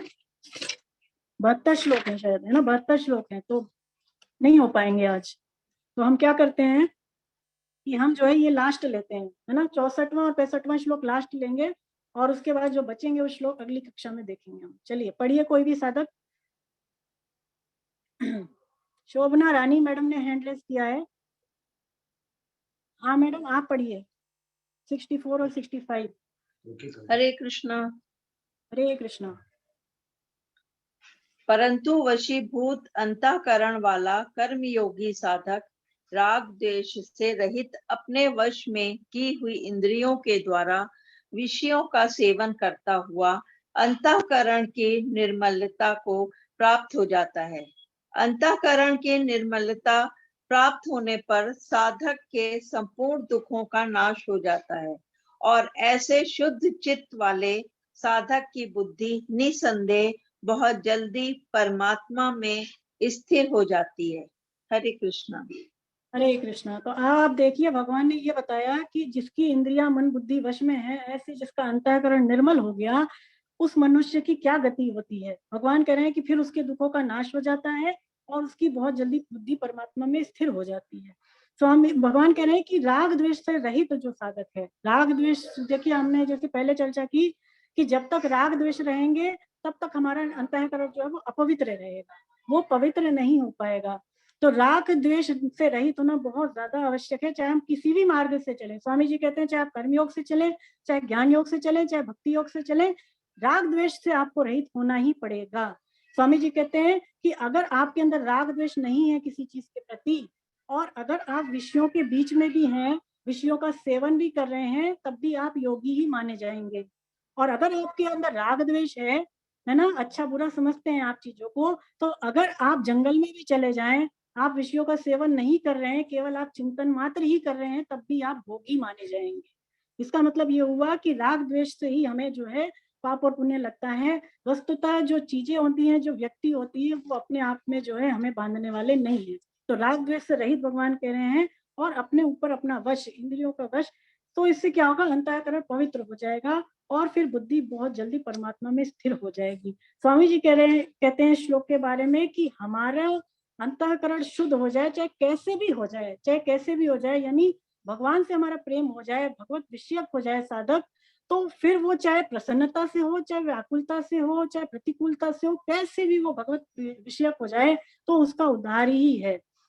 स्वामी जी कहते हैं कि जैसे गोपियां थी, तो देखिए गोपियां जो हैं, क्या हुआ कि जब भगवान श्री कृष्ण ने बांसुरी बजाई, तो फिर उनके जो घर वाले थे, उन्होंने उनको घर से निकलने से रोक दिया कि तुम नहीं जा सकती।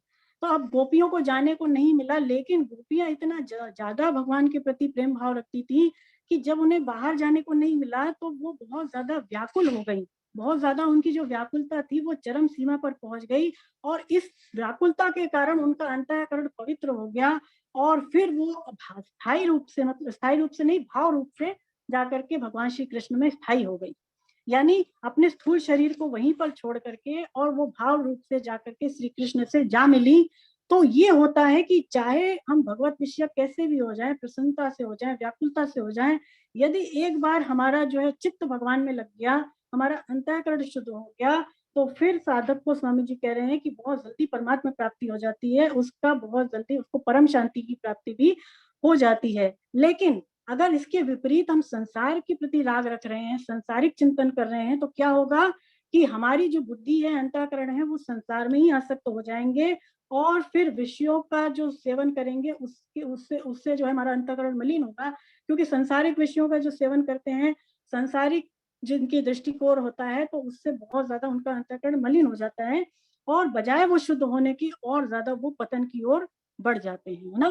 तो इसीलिए हमें जो है अपने आप को एक तो कंट्रोल में रखना है, आत्म संयम हमारे अंदर हो, और दूसरा हम भगवान में मन लगाएं, कैसे भी लगाएं, भगवान के परायण हो जाएं। तो ये दो बातों का होना भगवान कह रहे हैं कि बड़ा आवश्यक है। फिर स्वामी जी कहते हैं कि वशीभूत अंतःकरण वाला जो साधक होगा वो भगवान के परायण होगा ही, मतलब कि अगर किसी का अपने ऊपर कंट्रोल है तो वो भगवान की तरफ चलेगा ही चलेगा। वो यदि विषयों का सेवन भी कर रहा है तो प्रसाद बुद्धि से करेगा, वो भोग बुद्धि से कदापि नहीं करेगा। और ऐसे जो शुद्ध भक्त होते हैं, जो भगवान की ओर चलते हैं, तो भगवान भी उनकी ओर चलते हैं, भगवान उनकी हर बात को मानते हैं। जैसे गोपियां थी तो कहा भी है कि छचिया भर छाछ पे नाच नाचे, शेष महेश दिनेश हरे, जे हरि जाए निरंतर जावे, जिन हरि के पद पंकज सेवत मात महालक्ष्मी हर्षावे, जोगी जतीन को जो दुर्लभ सो लाभ अहिर की छोरियां पावे, थोड़ी सी छाछ दिखाए के नाच नचावन वारे को नाच नचावे हैं। तो ऐसे जो प्रेमी भक्त होते हैं, जो निष्काम भक्त होते हैं, जो शुद्ध भक्त होते हैं, भगवान उनकी सदैव मदद करते हैं, भगवान उनकी ओर चलने के लिए भी लालायित रहते हैं, भगवान उनसे मिलना चाहते हैं। तो यही इसी के साथ जो है हम अपना जो है आज का जो अध्ययन है वो यहीं रोकते हैं, और बाकी जो श्लोक रह गए इसमें 10-12 जो भी हैं वो हम अब अगली कक्षा में देखेंगे। आप में से यदि किसी साधक के कोई प्रश्न हो इन श्लोकों को लेकर के जो भी हमने पढ़े तो वो पूछ सकते हैं, आप हैंड रेस कर दें, और यदि कोई डाउट है, कोई बात करनी है, आपको कुछ पूछना है तो आप अभी पूछ सकते हैं। उमा शर्मा मैडम ने हैंड रेस किया है, आपने पहले किया था या अब किया है, आपको कुछ पूछना है?